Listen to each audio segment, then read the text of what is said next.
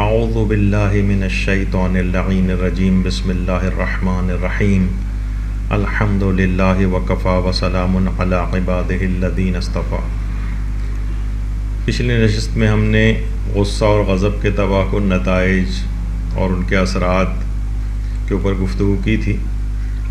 آج اس کا دوسرا حصہ پیش خدمت ہے، یعنی ہم اس غصے پہ کس طرح سے قابو پائیں، اور احادیث میں اور علماء کے اقوال اور کلام میں اس کے کون کون سے طریقے بیان کیے گئے ہیں۔ البتہ جن افراد نے اس سے پچھلا درس نہیں سنا ہے، ان سے گزارش ہے کہ اس کو بھی اگر سن لیں تو اس کے ساتھ ملا کر اس کو سنا جائے تو بہت مفید ہوگا۔ پہلے اس کو سن لیا جائے، پھر اس درس کو سنا جائے۔ دیکھیے، پیغمبر اکرم ختم مرتبت صلی اللہ علیہ وآلہ وسلم یہ ارشاد فرماتے ہیں کہ غصہ شیطان کا ایک شرارہ ہے جو اندر سے سلگتا ہے۔ یہ اندر سے سلگتا ہے۔ پیغمبر فرماتے ہیں کہ جان لو کہ غصہ ایک آگ ہے جو بنی آدم کے دل میں لگ جاتی ہے۔ کیا تم نہیں دیکھتے ہو کہ جب غصہ آتا ہے تو آنکھیں سرخ ہو جاتی ہیں، رگیں گردن کی پھول جاتی ہیں، شیطان اس کے اندر داخل ہو جاتا ہے۔ اور یہی بات ہمارے چھٹے امام جعفر صادق علیہ السلام نے بھی فرمائی ہے کہ غصہ ایک انگارہ ہے، انگارہ۔ اور امیر المومنین علیہ السلام نے بھی بات ارشاد فرمائی ہے، اللہم صلی علی محمد وآل محمد، کہ غصہ دلوں کی آگ ہے۔ اور مولا نے جو حارث حمدانی کو جو مکتوب لکھا تھا، اس میں بھی یہ بات فرمائی تھی کہ غصے سے ڈرو، کیونکہ یہ شیطان کے لشکروں میں سے ایک لشکر ہے۔ غصہ شیطان کے بڑے سپاہیوں میں سے ایک ہے۔ تو شیطان کے لشکر، یعنی انسان کے پیچھے اگر اتنا بڑا شیطان کا لشکر اس کے پیچھے لگ جائے، ایک شیطان انسان سے برداشت نہیں ہو پاتا ہے کہ غصہ کر کے پورے لشکر کو اپنے پیچھے لگا لیا جائے، کہ کس قدر نقصان دہ بات ہے۔ اور یہی وجہ ہے کہ حضرت امیر المومنین علیہ السلام فرماتے ہیں کہ غصہ ایک قسم کی دیوانگی ہے، اور غصہ کرنے والا بعد میں پشیمان ضرور ہوتا ہے، اور اگر وہ پشیمان نہیں ہو رہا ہے تو یہ بات سمجھ جاؤ کہ اس کی دیوانگی پختہ ہے۔ دوسرے کے اوپر اگر ڈال رہا ہے، وہ خود غصہ کر رہا ہے، غلطی دوسرے کے اوپر یا اس کی نشاندہی کر رہا ہے، تو اس کو پچھتانا چاہیے اس کے اوپر۔ اگر وہ پچھتاوا اس کے ساتھ نہیں ہے تو گویا اس کی دیوانگی پوری پختہ ہو چکی ہے۔ تو بلکہ روایت میں یہ بات بھی آئی ہے کہ جس پر غصہ غالب آ جائے اس کا شمار جانوروں میں ہوتا ہے، جانوروں میں، یعنی اس کی ابتدا دیوانگی ہے اور انتہائی پشیمانی۔ دیکھیے، کہا جاتا ہے بچوں کے ایسے کوئی اس پروگراموں میں بھی ایک سوال پوچھا جاتا ہے کہ وہ کون سی حرام چیز ہے کہ جس کا پینا مستحب ہے؟ تو کہا جاتا ہے کہ غصہ وہ واحد چیز ہے، وہ واحد حرام چیز ہے کہ جس کا پینا مستحب ہے، یعنی ثواب رکھتا ہے انسان اپنے غصے کے اوپر ضبط کرے۔ غصے کے بہت ہی خطرناک جو نقصانات ہیں، جسمانی نقصانات کا تو ہم نے پچھلی نشست میں تذکرہ کر دیا تھا، اور اس کے اندر ضرور اس کو سنا جائے۔ پچھلی نشست میں بیان ہو گئی تھی یہ بات کہ یعنی ہلاکت کا سبب، یعنی دنیاوی ہلاکت کا سبب بھی بن سکتا ہے اور اخروی ہلاکت کا سبب بھی بن سکتا ہے غصہ۔ سب سے اہم نقصان یہ ہے کہ اس سے کینہ اور دشمنی کی پرورش ہوتی، کینہ اور دشمنی۔ یہی وجہ ہے کہ حضرت امیر المومنین علیہ السلام یہ جملہ ارشاد فرماتے ہیں کہ چھپا ہوا غصہ کینے کی آگ کو بھڑکاتا ہے اور اسے ظاہر کر دیتا ہے۔ یعنی انسان کے دل میں کسی کے خلاف دشمنی ہے، دل میں کینہ ہے، اس کے خلاف برائی اگر ہے تو غصہ اس کینے، چھپے ہوئے کینے کو ظاہر کر دیتا ہے۔ اور دوسرا اس کا بڑا نقصان یہ ہے کہ عقل کا زوال ہو جاتا ہے۔ امیر المومنین علیہ السلام یہ بات بھی ارشاد فرماتے ہیں کہ غصہ زوال عقل کی سواری، یعنی جس طریقے سے گھوڑا ایک پہاڑی پر یا ڈھلان سے اگر نیچے کی طرف جا رہا ہو تو کتنی تیزی کے ساتھ نیچے آتا ہے، تو اسی طرح غصے پر سوار ہو کر عقل تیزی کے ساتھ زوال پذیر ہو جاتی ہے۔ یعنی جو شخص بھی غصہ کر رہے ہوں یا اس بات کو سمجھ جائیں کہ ان کی عقل اس سے متاثر ہو رہی ہے اور نیچے کی طرف جا رہی ہے۔ یہی وجہ ہے کہ عقل متاثر ہونے کی وجہ سے غصے میں جو بھی فیصلہ کیا جاتا ہے اس کا بہت بڑا نقصان یہ ہے کہ وہ فیصلے غلط ہوتے ہیں۔ غصے میں آ گئے طلاق دے دی، غصے میں آ گئے کسی سے کاروباری ایگریمنٹ ختم کر دیا، غصے میں آ گئے، یعنی ہمیشہ نقصان دہ چیز ہوگی، فیصلہ غلط ہوگا اس سے۔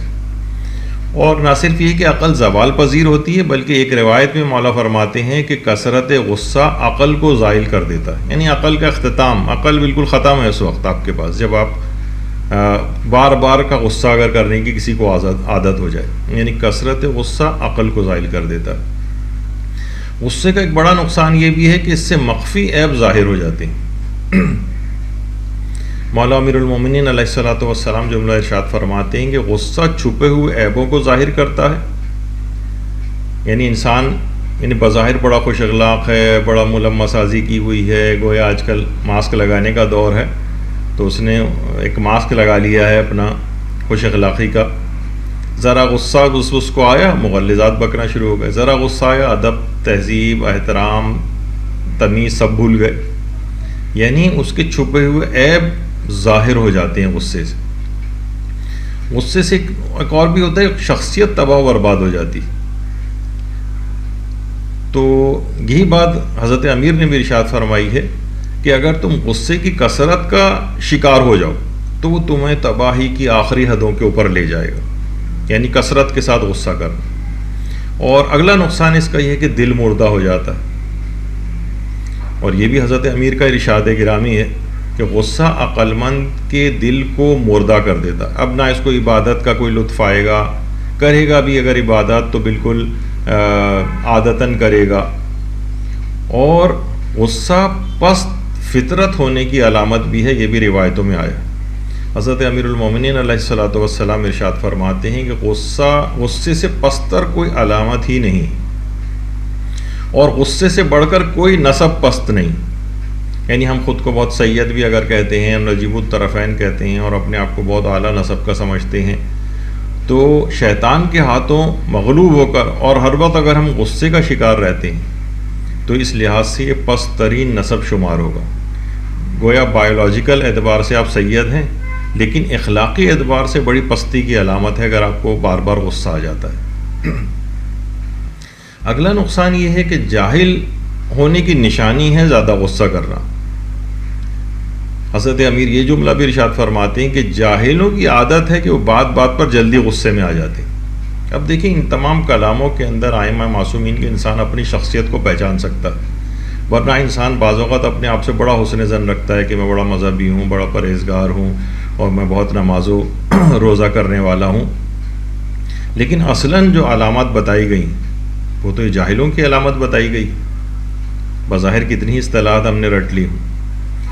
اور ایک جملہ یہ بھی بڑا کہا جاتا ہے کہ غصے کی عزت عذر خواہی کی ذلت کے قائم مقام نہیں ہو سکتی، حضرت امیر کا ارشاد، یعنی بڑا اہم ہے جملہ، اس کو واقعتاً سمجھنا چاہیے۔ یعنی غصے پر قابو پانے میں جو عزت ہے وہ غصہ نکال کر بعد میں معذرت کی ذلت کے برابر نہیں، یعنی بعد میں آپ لاکھ ایکسکیوز کر لیں، اس کے ساتھ اس سے معافیاں مانگ لیں اور سچویشن کو ڈیزالو کرنے کی کوشش کریں، لیکن اصل جو عزت تھی وہ آپ کے غصے کو قابو پانے میں تھی، معذرت کرنے میں نہیں، غصے کو قابو پانے میں عزت ہے۔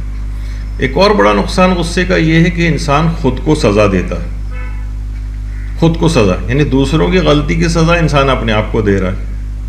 اور یہ بات بھی حضرت امیر ارشاد فرماتے ہیں کہ 3 افراد کی سزا کا آغاز ان کی اپنی ذات سے ہو جاتا ہے، 3 افراد کی، ان میں ایک تو ہے حاسد۔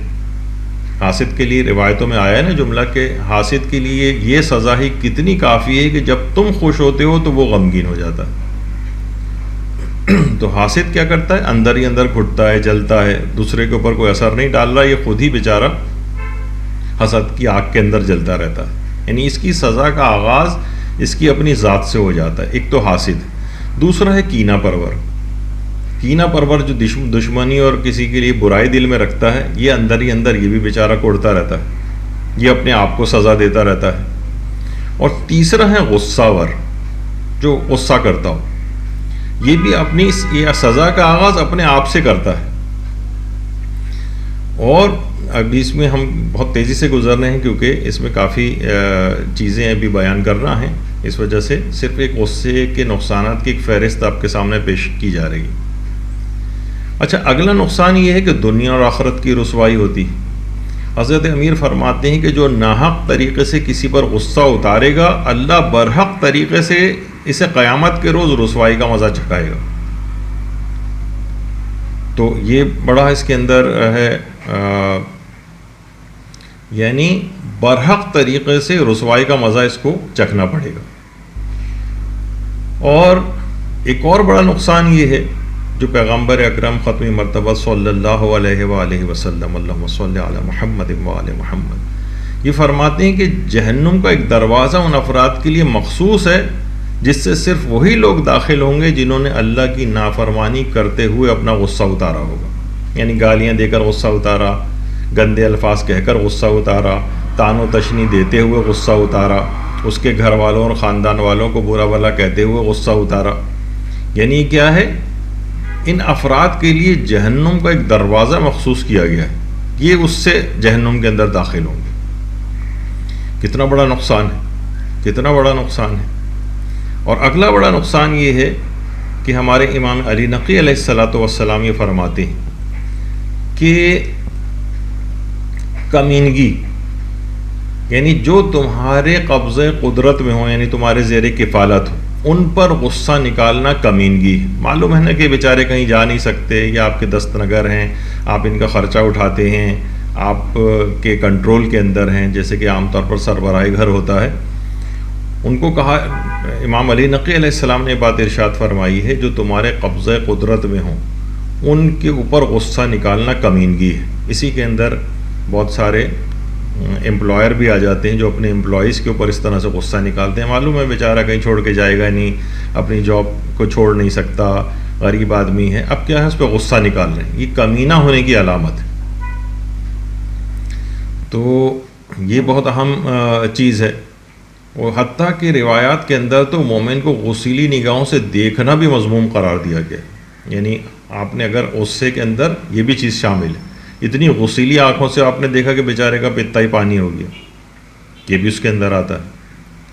اچھا، غصے کے اندر ایک چیز یہ کہ غصے میں عقل کا جو امتحان ہوتا ہے، اس میں انسان ناکام ہو جاتا ہے۔ بہار الانوار میں ہمارے دوسرے امام حسن علیہ الصلاۃ والسلام کی ایک روایت ہے کہ کسی شخص کی حقیقی رائے کا پتہ غصے کے وقت چلتا، یعنی اگر غصہ ضبط کرے تو یہ اپنی رائے یا جو کوئی چیز بیان کرنا چاہے گا وہ عاقلانہ ہوگی، لیکن اگر ایسا نہیں ہے اور یہ تو اس کا مطلب یہ ہے کہ عقل کے امتحان کے اندر یہ شخص فیل ہو رہا ہے۔ اچھا، علماء کہتے ہیں کہ غصے کے اعتبار سے لوگوں کی 4 اقسام ہیں۔ نمبر 1 تو یہی ہے کہ وہ افراد کے جن کو جلد غصہ آتا ہے اور دیر سے جاتا ہے، بہت جلدی فوراً بھڑک جاتے ہیں کوئی بات سنتے ہی، اور جناب غصہ ختم ہونے میں نہیں آتا۔ ایسے افراد کو کہا جاتا ہے کہ یہ بدتر افراد ہیں، بدترین افراد ہیں، جنہیں غصہ بہت جلدی آتا ہو اور بہت دیر تک جاتا ہو۔ اور یہ بھی روایات کے اندر یہ چیز آئی ہے کہ وہ دوزخی ہے جو غصہ کرے اور کبھی راضی نہ ہو۔ اس بیچارے وہ جا کے لوگ ان سے معافیاں مانگتے رہتی ہیں ہر وقت کہ حضور معاف کر دیجئے، لیکن ان کی ناراضگی ختم ہونے میں ہی نہیں آتی۔ یہ بدترین افراد قرار دیے گئے۔ دوسرا وہ افراد ہیں کہ جنہیں غصہ دیر سے آتا ہے لیکن جلد چلا جاتا ہے، یہ بہتر افراد ہیں، یعنی ان کو بہت دیر سے غصہ آتا ہے، یعنی بہت کوشش کر لیں، بہت بھڑکا لیں انسان، یا چلیں ظاہر ہے کہ ہر شخص کا ٹالرنس کا لیول وہ نہیں ہوتا، ایک موقع پر اسے غصہ آ ہی جاتا ہے، لیکن پھر فوراً جلد چلا جاتا ہے۔ ایسے افراد بہت بہترین افراد شمار ہوتے ہیں۔ پروردگار عالم کی بھی دیکھی صفت ہے نا، یا سریع الرضا، یعنی جو بہت جلد راضی ہو جاتا ہے۔ ٹھیک ہے، غصہ آیا لیکن فوراً ایک ایکسکیوز میں ختم کر دیں، اس نے ایک ذرا سا ایکسکیوز آ کے کیا، بس آپ فوراً بھول بھال گئے اور آپ نے اس کو معاف کر دیا۔ یہ دوسری قسم بنتی ہے لوگوں کی۔ تیسری قسم بنتی ہے کہ جنہیں غصہ دیر سے آتا ہے اور دیر سے ہی جاتا ہے، دیر سے آ رہا ہے اور دیر سے جا رہا ہے۔ اچھا، یہ افراد بھی ان کو یہ پہلے والے کی نسبت تو بہتر ہیں جو سب سے پہلی قسم بیان ہوئی تھی، لیکن ان کو اپنے آپ کو امپروو کرنا چاہیے۔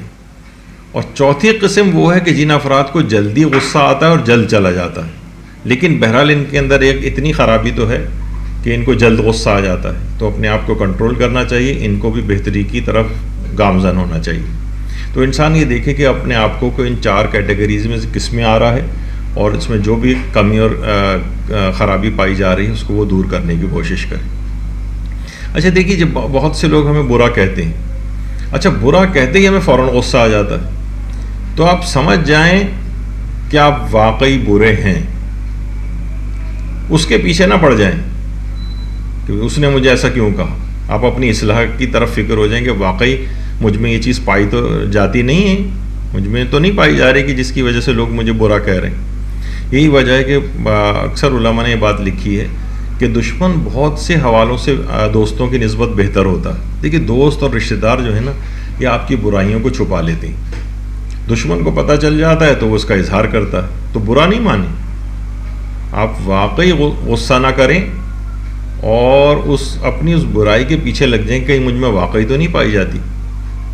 دیکھیے، بہت سے لوگ کہتے ہیں نا، جیسے مجھے یاد نہیں کہ پچھلی دفعہ میں نے یہ بات کہی تھی یا نہیں، کہ لوگ کہتے ہیں بھائی بڑا آدمی بننے کا ہمیں کوئی طریقہ بتا دیں۔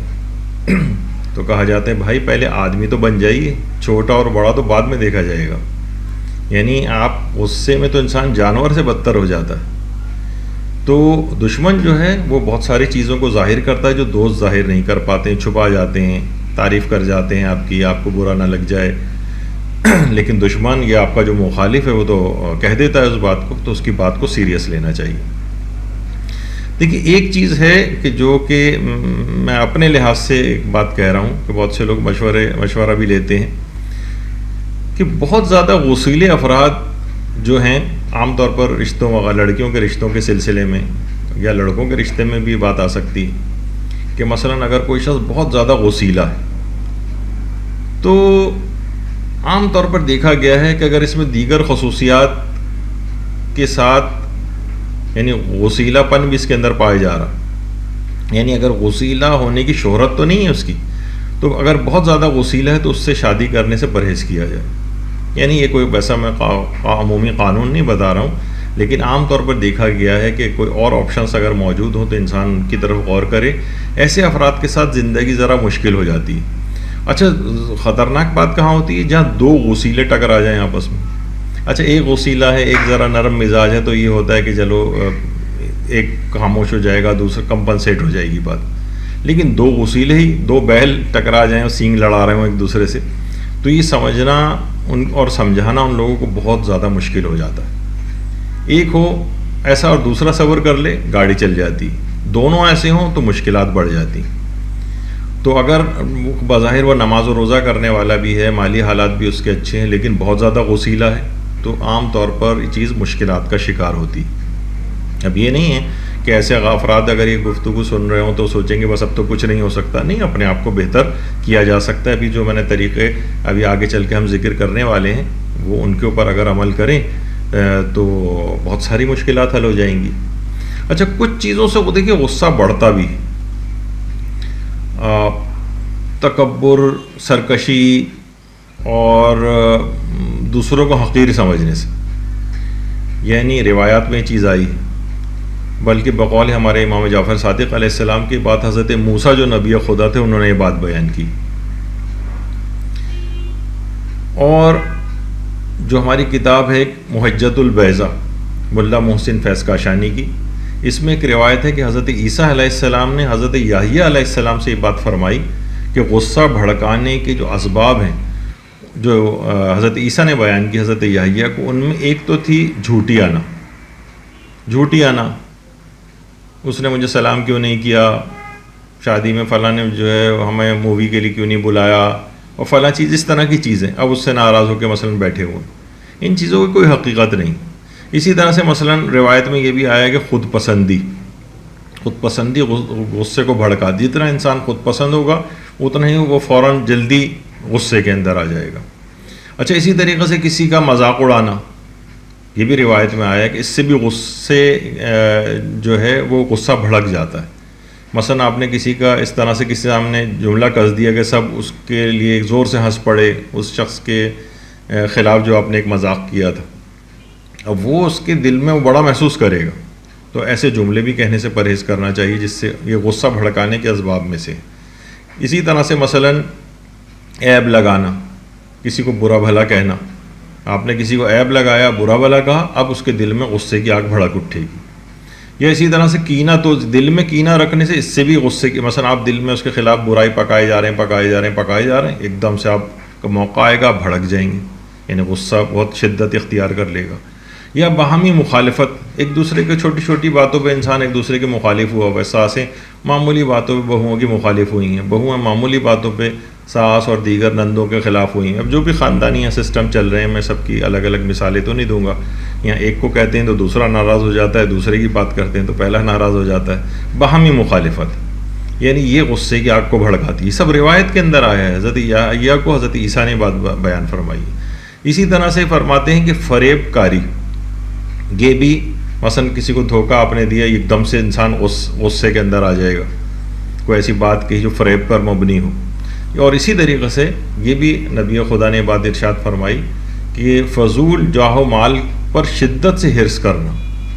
ایک تو ہے کہ جو مطلوب، اتنی جاہ اور مال تو مطلوب ہے جس سے زندگی گزاری جائے، لیکن اب انسان شدت کے ساتھ لالچی ہو جائے تو کیا ہوگا کہ جتنا اس کا لالچ بڑھے گا، یہ بھی آگے چل کر بھی بات آئے گی، اتنا ہی یعنی جتنی نفسانی والی خواہشات اس کی بڑھتی جائیں گی، اتنا ہی اس کے اندر غصے کی پرورش ہوتی جائے گی. ذرا سا اس کا مال ہاتھ سے نکلے گا ایک دم سے، یا جہاں میں ذرا سی کمی واقع ہوگی، اس کو غصہ آ جائے گا. یہ غصے کو بھڑکانے والی چیزوں میں سے. اس کے مقابلے میں اگر ہم غصے کے اوپر قابو پا لیں، غصے پر قابو پائیں. دیکھیے ابھی غصے کے نقصانات بھی بیان ہوئے، جسمانی نقصانات، روحانی نقصانات، غصے کو بھڑکانے کے اسباب. غصے پر اگر ہم قابو پائیں تو اس کے کیا فائدے ہم کو حاصل ہوں گے. ان تمام چیزوں کی اگر انسان کو معلومات ہو جائیں تو وہ پھر غصے کو اپنے خود بخود کنٹرول کرے گا. جیسے کہ انسان کو پتہ ہوتا ہے بھائی میں اگر نمک کھاؤں گا تو بلڈ پریشر میں میرے اضافہ ہو جائے گا، مجھے نقصان کرے گا. مٹھائی کھاؤں گا تو میری شوگر بڑھ جائے گی. تو یہ چیز پھر اس سے کیا ہوتا ہے، اس کے نقصانات سے واقف ہو جاتا ہے تو وہ پرہیز کرتا ہے. تو اسی وجہ سے یہ چیزیں بھی بیان ہو رہی ہیں کہ انسان ان چیزوں سے پرہیز کرے. تو غصے پر قابو پانے کے جو فائدے ہیں، دیکھیے بہت زیادہ روایات کے اندر ایسے افراد کی تعریف آئی ہے جو غصے پر اپنے قابو پا لیتے ہیں، اور روایات میں ان کو قوی ترین انسان کہا گیا ہے. یہاں عام طور پہ ہم الٹا سمجھتے ہیں کہ جو بہت زیادہ غصہ کرتا ہو وہ بڑا طاقتور ہے، بڑا اسٹرانگ دکھائی دے رہا ہے، دیکھیں فوراً کمزوروں کے اوپر جو ہے وہ غصے ہو رہا ہے. نہیں، غصہ اصلاً بے بسی کا ایک اظہار ہوتا ہے. یہ کمزور شخص ہے، یہ بے بسی کا اظہار کر رہا ہے. جو طاقتور ہوتا ہے اس کو اتنا زیادہ بھڑکنے کی ضرورت نہیں ہوتی. اور یہ وجہ ہے کہ ہمارے پانچویں امام محمد باقر علیہ الصلوۃ والسلام یہ بات ارشاد فرماتے ہیں کہ غصے کو ٹال دینے سے بڑھ کر تو کوئی قدرت ہی نہیں. اور پیغمبر اکرم صلی اللہ علیہ وآلہ وسلم نے بھی یہ بات ارشاد فرمائی ہے کہ سب سے بڑا طاقتور وہ ہے جو اللہ کو یاد کر کے اپنے حلم اور بردباری سے اپنے غصے کے اوپر قابو پا لے. سب سے بڑا طاقتور کہا گیا ہے. بلکہ روایت کے اندر یہ بات بھی آئی ہے کہ پیغمبر اسلام نے ایک دفعہ دیکھا کہ بھاری پتھر اٹھانے کا کسی جگہ پہ مقابلہ ہو رہا ہے. جیسے ہمارے یہاں ویٹ لفٹنگ وغیرہ کے مقابلے ہوتے ہیں، اس زمانے میں ظاہر ہے اس طرح کے ویٹ نہیں ہوتے تھے، وہ بھاری پتھر اٹھانے کے مقابلے ہوتے تھے. تو پیغمبر اکرم نے یہ بات ارشاد فرمائی کہ سب سے زیادہ زبردست انسان وہ ہے اور طاقتور انسان وہ ہے جو اپنے غصے پر قابو پا لے، اور بردبار ترین انسان وہ ہے جو کسی پر قابو پانے کے بعد اسے معاف کر دے. یہاں پر قابو پانے کے بعد تو اس کو مزید گنے کی مشین میں ڈال کے اس کو بیچارے کو اس کا برحال کر دیا جاتا ہے کہ بس آپ کے قابو آ گئے، اب تو خوب سنائیں گے اس کو. نہیں، اس کو قابو پانے کے بعد اس کو معاف کر دینا، یہ سب سے زیادہ بردبار انسان کی نشانی بیان فرمائی. ایک اور مقام پہ بھی پیغمبر اسلام نے یہی بات ارشاد فرمائی ہے کہ طاقتور ترین انسان وہ ہے جو کسی سے راضی ہو جائے تو اللہ کی نافرمانی میں داخل نہ ہو.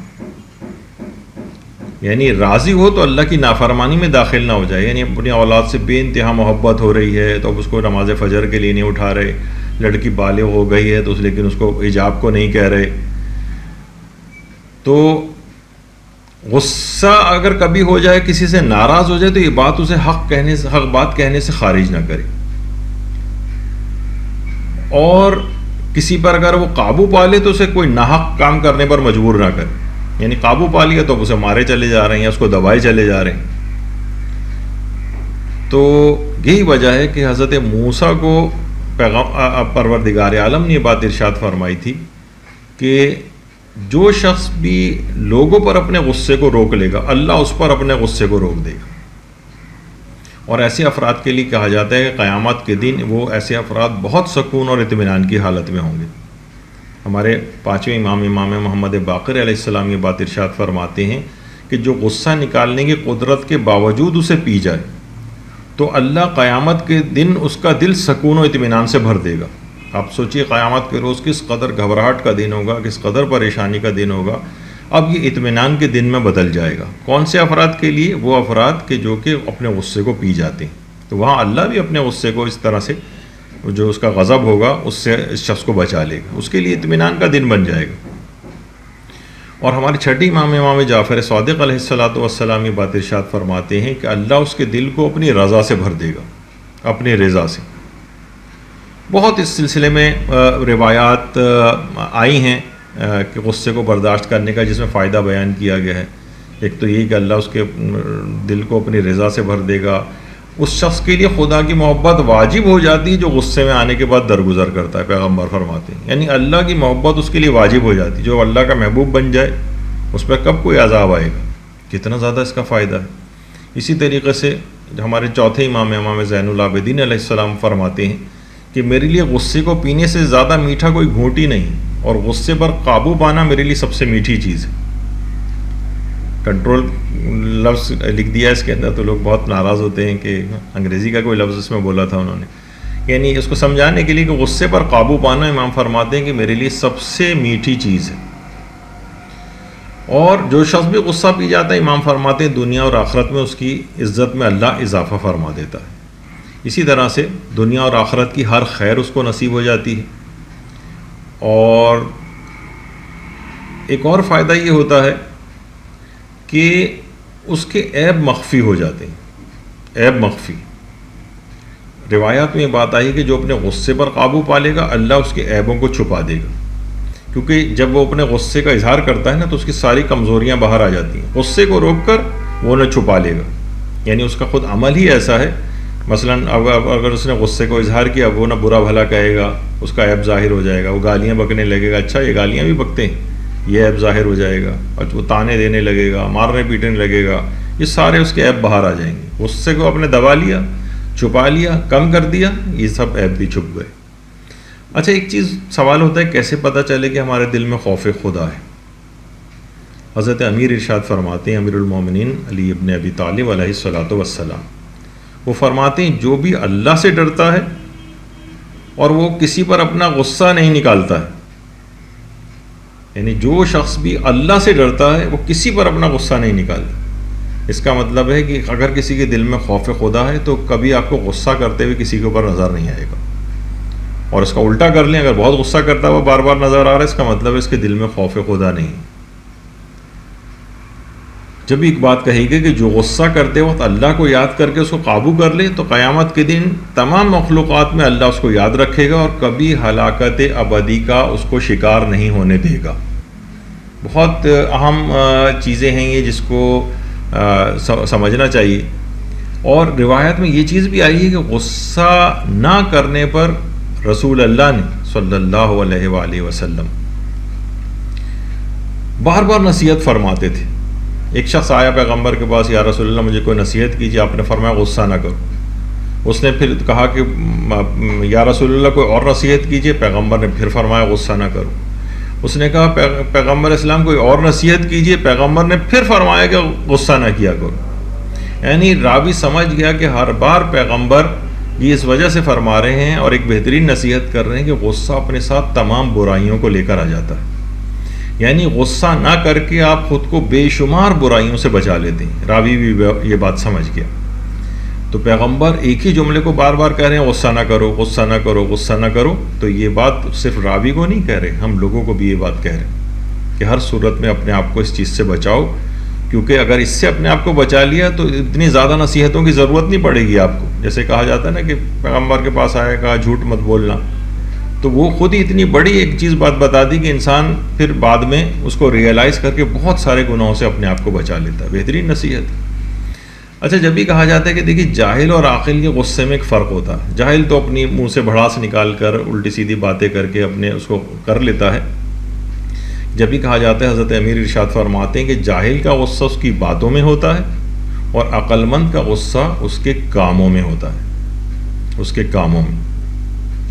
یعنی کام کیا ہے؟ یعنی وہ اس قسم کا اقدام، مثلا اولاد کے اوپر سے کسی بات پر غصہ آ رہا ہے، اب یہ منہ سے اپنی بھڑاس نہیں نکالے گا الٹا سیدھا بول کر، اس سے تو وہ اور زیادہ باغی ہو جائیں گے بچے. یہ عقل مندی سے اس کو غصہ اس کو ہے کہ یہ چیز ایسا کیوں کر رہا ہے، لیکن وہ اس کا ایسا لائے عمل بنائے گا کہ آئندہ اولاد اس چیز میں مبتلا نہ ہو. یہ عاقل کا غصہ. یعنی اس کی بہت ساری مثالیں دی جا سکتی ہیں، لیکن اس کو آپ خود بنا سکتے ہیں اس بات کو کہ عقل مند کا غصہ اس کے کاموں میں ہوتا ہے. وہ زبان سے بول کے بات کو خراب نہیں کرتا ہے، بلکہ حکمت عملی کے ذریعے جس وجہ سے غصہ اس کے اندر پیدا ہو رہا ہے اس چیز کو کریکٹ کرنے کی کوشش کرتا. جب بھی کہا جاتا ہے نا کہ دیکھیے غصے کو برداشت کرنا، آپ اپنے آپ کو 1000 بار کی شرمندگی سے بچا سکتے ہیں. مثلا آپ نے غصے میں بدتمیزی کر لی کسی سے، کسی بزرگ سے کر لی، اب ہر دفعہ جب بھی آپ دیکھیں گے ایک شرمندگی کی طرح کے احساس کے ساتھ اس کے سامنے جانا پڑے گا. لیکن اگر آپ غصے کو اپنے برداشت کر لیں تو ہر دفعہ آپ عزت دار طریقے سے کسی کو بھی فیس کر سکتے ہیں. تو غصہ برداشت کر کے انسان بہت ساری شرمندگیوں سے اپنے آپ کو بچا لے جاتا ہے. اور یہ بات بھی آئی ہے کہ جو بھی شخص غصے اور غضب کو بردباری کے ذریعے پلٹا دیتا ہے اور غصہ چھوڑ دیتا ہے، یہ گویا اس کے علم کا ایک پھل ہے. علم کا ایک پھل. تو یعنی اس کا جو علم اس نے حاصل کیا ہے اس کا نتیجہ یہ کہ تمہیں بردبار ہو جانا چاہیے. وہ جو دینداری تم نے حاصل کی اس کا نتیجہ یہ ہے کہ تمہیں بردبار ہو جانا چاہیے. یہاں دیکھتے ہیں ہم عام طور پہ کہ جو نسبتاً مذہبی افراد ہیں وہ زیادہ غصیلے نظر آتے ہیں. بہت سے، سب تو نہیں لیکن کافی سارے ہم نے معاشرے کے اندر دیکھیں گے مولوی صاحبان ایک دم سے کسی نے سوال کیا ایک دم سے غصہ آ گیا ان کو. تو بہرحال یعنی علم کا جو ثمرہ اور پھل ہے وہ یہ ہے کہ انسان غصہ چھوڑ دے. یہ ایک بہت اہم چیز ہے. اور ایک اور بہت خطرناک چیز ہے والدین پر اولاد کا غصہ کرنا. چلیں والدین اگر اولاد پر غصہ کر رہے ہوں تو کسی طور پر بہت سی باتوں کے اعتبار سے ضروری بھی ہوتا ہے، لیکن والدین پر اولاد غصہ کر رہی ہے. روایات میں پیغمبر فرماتے ہیں کہ جو بھی اپنے ماں باپ کو غضب آلود نگاہ سے دیکھے گا خدا اس کی کوئی نماز قبول نہیں کرے گا، خواہ والدین نے اس کے ساتھ ظلم ہی کیوں نہ کیا ہو. وَهُمَا ظَالِمَانِ لَهُ، خواہ والدین ظالم ہی کیوں نہ ہوں، لیکن اس نے اگر نگاہ غضب ان کے اوپر ڈالی، غصے کی نگاہ ڈالی، اس کا کوئی نیک عمل قبول ہونے والا نہیں ہے، اس کی کوئی نماز قبول ہونے والی نہیں. برداشت کیجیے. تو یہ جب بھی کہا جاتا ہے کہ غصہ جو ہے انسان کو تباہ و برباد کر دیتا ہے، یہ زندگی کو ایک غمزدہ اور رنجیدہ بنا دیتا ہے. روایات کے اندر یہ بات آئی. غصے سے کینہ پیدا ہوتا ہے، دوسروں کے دلوں سے وہ بات کبھی نکلتی ہی نہیں جو آپ غصے میں دوسروں کو کہہ دیتے ہیں. منہ سے غلط بات نکل گئی. بچے کیا ہوتے ہیں؟ باغی ہو جاتے ہیں، جوان باغی ہو جاتے ہیں. ان کو اس طور پر جانے ہی نہیں دینا چاہیے کہ وہ آپ سے بد کلامی کریں، آپ سے اس طور پر اپنے تعلقات کو لے جائیں کہ وہ بھی جواباً آپ پر چیخیں چلائیں یا آپ کو برا بھلا کہیں. کوشش یہی کرنی چاہیے کہ منہ سے ایسی بات نہ نکالیں جس سے وہ ان کے اندر بغاوت ہو جائے، برداشت کر جائیں. بہت ساری چیزیں ہیں، خود ان کی اپنی اولاد کی شقاوت کے اعتبار سے یعنی ان کی سعادت متاثر ہو جائے گی، اخروی دنیاوی اعتبار سے شقی ہو جائیں گے، آخرت کے اعتبار سے شقی ہو جائیں گے اگر والدین نے ان کے ساتھ نرم رویہ نہ رکھا. اچھا، اب آ جائیے کہ غصے کے کامیاب ترین علاج کون سے ہیں جو تجربہ شدہ ہیں، یعنی لوگوں نے اس کو ایکسپیرینس کیا ہے، بہت فائدے ہیں اٹھائے ہیں اس بات سے اور اپنے غصے کو کنٹرول کیا ہے، کم کیا ہے. دیکھیے، اس سے پہلے کہ ہم علاج بیان کریں ایک بات دماغ میں رہے کہ غصے کو بالکل ختم نہیں کرنا ہے، کیونکہ بالکل ہی غصہ ختم ہو جائے تو مثلا یہ تو اتنا کام ہو جائے کہ بالکل انسان بے غیرت بن جائے. نہیں، غصے کو کنٹرول میں رکھنا ہے، عقل کو حاوی رکھنا ہے. جب بھی یہ بات کہی جاتی ہے کہ غصے کا ازالہ مقصود نہیں ہوتا ہے، غصے کا امالہ مقصود ہوتا ہے. یہ کیا چیز ہے؟ یعنی غصے کو ختم نہیں کرنا ہے، معدوم نہیں کرنا ہے، اس کا رخ موڑ دینا ہے. رخ موڑنا ہے. رخ کیسے موڑنا ہے؟ یعنی پہلے سے مومنین پر غصہ آتا تھا، مخلوق خدا پر غصہ آتا تھا، اب اپنے نفس پر آئے گا. اس کا رخ موڑ دیجیے. اپنے نفس پر غصہ کریں، اللہ کی نافرمانی دیکھ کر آپ کو غصہ آنا چاہیے، دشمنان خدا اور رسول و اہل بیت کو دیکھ کر غصہ آنا چاہیے، اپنے گناہوں کے اوپر غصہ آنا چاہیے۔ تو غصے کو بالکل ختم نہیں کرنا، کیونکہ مثلا اگر غصہ بالکل ہی ختم ہو گیا تو جہاں بہت ضروری ہو بلکہ واجب ہو وہاں پہ بھی شخص بالکل ٹھنڈا رہے گا اور غصہ نہیں کرے گا، جو کہ غلط ہے۔ اپنی جان کو بچانا ہے، اپنے مال محترم کو بچانا ہے، اپنی اولاد کو بچانا ہے، اپنی ناموس کو بچانا ہے، اپنے وطن کو بچانا ہے، اپنے دین کا دفاع کرنا ہے، یہ سب بھی دفاع نہیں کر سکے گا اگر غصہ بالکل ختم ہو گیا، بغیرت بن جائے گا۔ تو کیا ہے، آپ کو ازالہ مقصود نہیں، امالہ مقصود ہے، اس کا رخ موڑنا مقصود ہے۔ علاج کیا ہے غصے کے کامیاب؟ دیکھیے، پہلا ایک بہت ہی اہم چیز یہ ہے کہ ہمیشہ انسان رد عمل کرنے میں تاخیر سے کام لے۔ یہاں ہمارے یہاں بڑا یہ مسئلہ ہوتا ہے کہ فوراً بھڑک جاتے ہیں، جس بات پہ غصہ آیا فوراً ریئیکٹ کر دیا، جیسے میٹر شارٹ ہو گیا، دماغ گھوم گیا۔ ایک تحقیق کے مطابق دیکھیے، جب بھی غصہ انسان کو آتا ہے تو اس کا دورانیہ فقط 12 منٹ تک ہوتا ہے۔ جب غصہ آنا شروع ہو تو سمجھ جائیں کہ کیفیت میری 12 منٹ سے زیادہ نہیں رہے گی۔ اس دوران رد عمل کو تاخیر میں ڈالیں، کچھ اعمال کر لیں جو بھی میں آگے چل کر ذکر کروں گا، لیکن فوراً ریئیکٹ نہ کریں، عقل کو استعمال کریں۔ جب ایک بات صحیح طور پر علم میں آ گئی ہے کہ بھئی 12 منٹ تک میں اگر تاخیر کر دوں تو کیوں فوراً ریئیکٹ کر کے عمل کیوں نہیں کریں اس بات پہ؟ فوراً دماغ میں لے کر آئیں کہ مجھ میں جو غصہ اندر پیدا ہو رہا ہے یہ زیادہ دیر نہیں رہے گا۔ تو یقین جانیے کہ ایک یقینی طوفان کو آپ ٹال دیں گے۔ سونامی کی وارننگ گویا جاری ہو گئی لیکن سونامی آئے گا نہیں۔ جواب دینے میں ڈیلے کریں، آج نہیں میں کل ڈانٹوں گا، بیوی پر آج ناراضگی کا اظہار نہیں کروں گا، کل کروں گا، ابھی کچھ نہیں ہوگا۔ اور اگر اگلے دن یا آپ نے تاخیر کر دی اس کے رد عمل میں تو یہ آپ یقین کیجئے غصہ 100 سے 5%، 10% تک رہ جائے گا، اس کی انٹینسٹی بہت کم ہوگی، یہ ویسا نقصان نہیں دے گا کہ جتنا جو فوری ریئیکشن دینے سے نقصان ہوتا ہے۔ عقل کو اپنے غالب رکھیے اور رد عمل میں تاخیر سے کام لیں، ابھی نہیں کل، کچھ دیر بعد، کوئی ایک مناسب وقت اس طرف لے جائیے۔ آپ اپنی زندگی میں، وہی میں نے جیسے پہلے کہا کہ آپ اپنی زندگی میں بہت سارے طوفانوں کو ٹال دیں گے۔ تو یہ پہلی چیز تھی، رد عمل میں تاخیر سے کام لیں۔ 12 منٹ تک تو کم سے کم تاخیر کریں اور اس کے بعد بھی کہیں گے ٹھیک ہے میں دیکھوں گا بعد میں۔ دوسری چیز یہ ہے کہ انسان خاموشی اختیار کرے۔ دوسرا خواہ گرم ہو رہا ہو، غصے ہو رہا ہو، آپ خود کو ٹھنڈا رکھیں، خاموش رہیں بالکل۔ اور جب بھی روایت میں بھی حضرت امیر المومنین علیہ السلام نے بات ارشاد فرمائی ہے کہ غصے کا علاج خاموشی کے ذریعے کرو۔ سوچ کے رکھیں، مثلا خاتون سوچیں کہ میں منہ نہیں کھولوں گی اپنا، میں خاموش رہوں گی۔ تو جیسے میں نے کہا کہ یقین جانی کہ زندگی میں آنے والے نہ جانے کتنے طوفانوں کا رخ آپ موڑ دیں گے، ایک چپ 100 سکھ، شکست دے دیں گے آپ۔ اور اگر آپ نے یہ خاموشی اختیار کی، یقین جانیے کہ 90 سے 95% یا شاید 99% طلاقیں معاشرے سے ختم ہو جائیں گی۔ یہ جو ترکی بترکی دونوں طرف سے جو چیز چلتی ہے نا، یہ بہت خرابی کی طرف جاتی، طلاقوں کی طرف لے جاتی۔ خاموشی اختیار کریں، معلوم ہے ابھی میں آگے چل کے اس کا بتاؤں گا کہ آپ دوسرا اگر اس طرح سے کر رہا ہو تو آپ کو کیا ایک ریئیکشن دینا چاہیے۔ تو ایک کہاوت بھی ہے نا، جو غصے کی حالت میں 1 منٹ کی خاموشی اختیار کرتا ہے، فقط 1 منٹ کی، وہ دن بھر کی اذیت سے محفوظ ہو جاتا ہے۔ یعنی 1 منٹ کی خاموشی آپ کو دن بھر کی اذیت سے محفوظ رکھتی۔ ایک عورت گئی تھی ایک ڈاکٹر کے پاس مشورے کے لیے، میرا شوہر بہت غصیلا ہے، بہت غصہ کرتا ہے اور وہ تو دکھانے بھی نہیں آئے گا، تو مجھے ظاہر ہے وہ نفسیاتی آدمی عام طور پر سمجھتے کہاں کہ ہم نفسیاتی مریض ہیں، وہ تو نہیں آتے ہیں، ان کو دوائیں کھلانے میں بڑی پرابلم ہوتی ہے، ڈاکٹر کے پاس، سائیکیٹرسٹ کے پاس لے جانے میں بڑی پرابلم ہوتی ہے۔ تو ڈاکٹر صاحب کوئی حل بتائیے کیا ہے اس کا، میرا شوہر بہت زیادہ غصہ کرتا ہے۔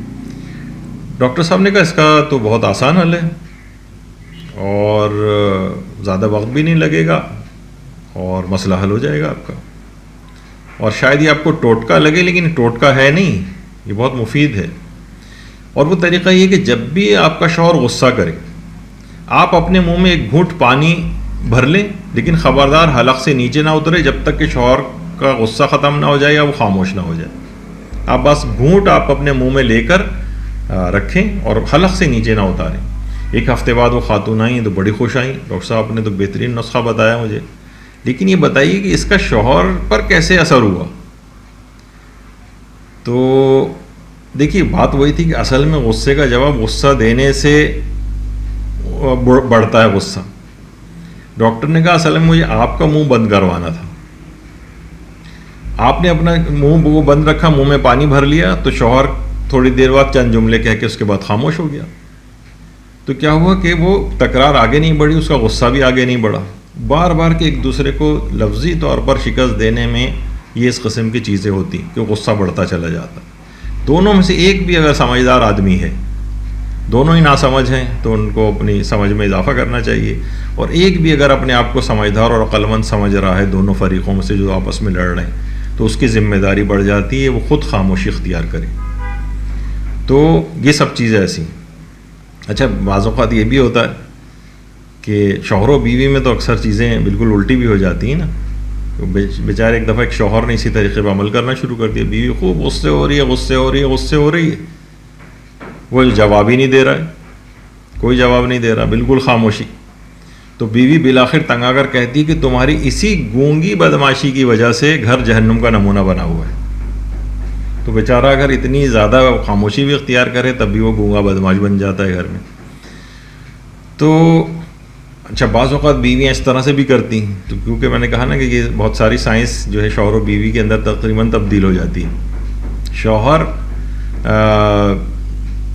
غصے کر رہا تھا، بیوی بالکل خاموش ہو گئی، شوہر غصہ کرتا گیا، وہ بالکل خاموش، حتیٰ کہ خاموشی سے اٹھ کر بیوی جو ہے وہ باہر چلی گئی۔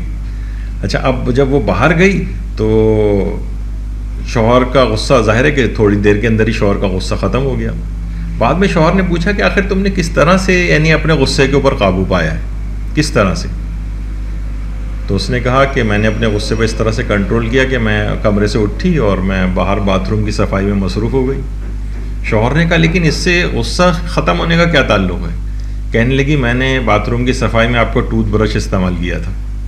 تو بعض اوقات اس قسم کی، خیر یہ تو لطیفہ والی باتیں اپنی جگہ پر ہیں، لیکن بہرحال یہ ایک تیر بہدف نسخہ ہے، تیر بہدف نسخہ ہے۔ کوئی یعنی کون سی قیامت آ جائے گی اگر آپ تھوڑی دیر کے لیے خاموشی اختیار کر لیں، بلکہ آپ قیامتوں کو ٹال سکتے ہیں خاموشی کے ذریعے۔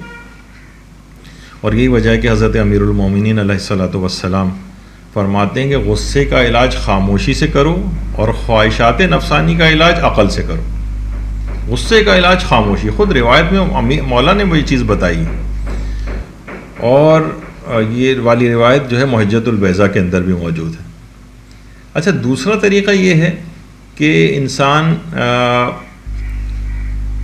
ٹھنڈے پانی سے وضو کرے یا نہا لے، یعنی غسل کر لے، ٹھنڈے پانی سے وضو۔ اچھا آج کل تو کیونکہ سردیاں کافی ہو رہی ہیں، لوگ ویسے ہی سن کے سوچیں گے اس سے بہتر ہے غصہ ہی نہ کریں کہ ٹھنڈے پانی سے وضو کرنا پڑ رہا ہو اگر۔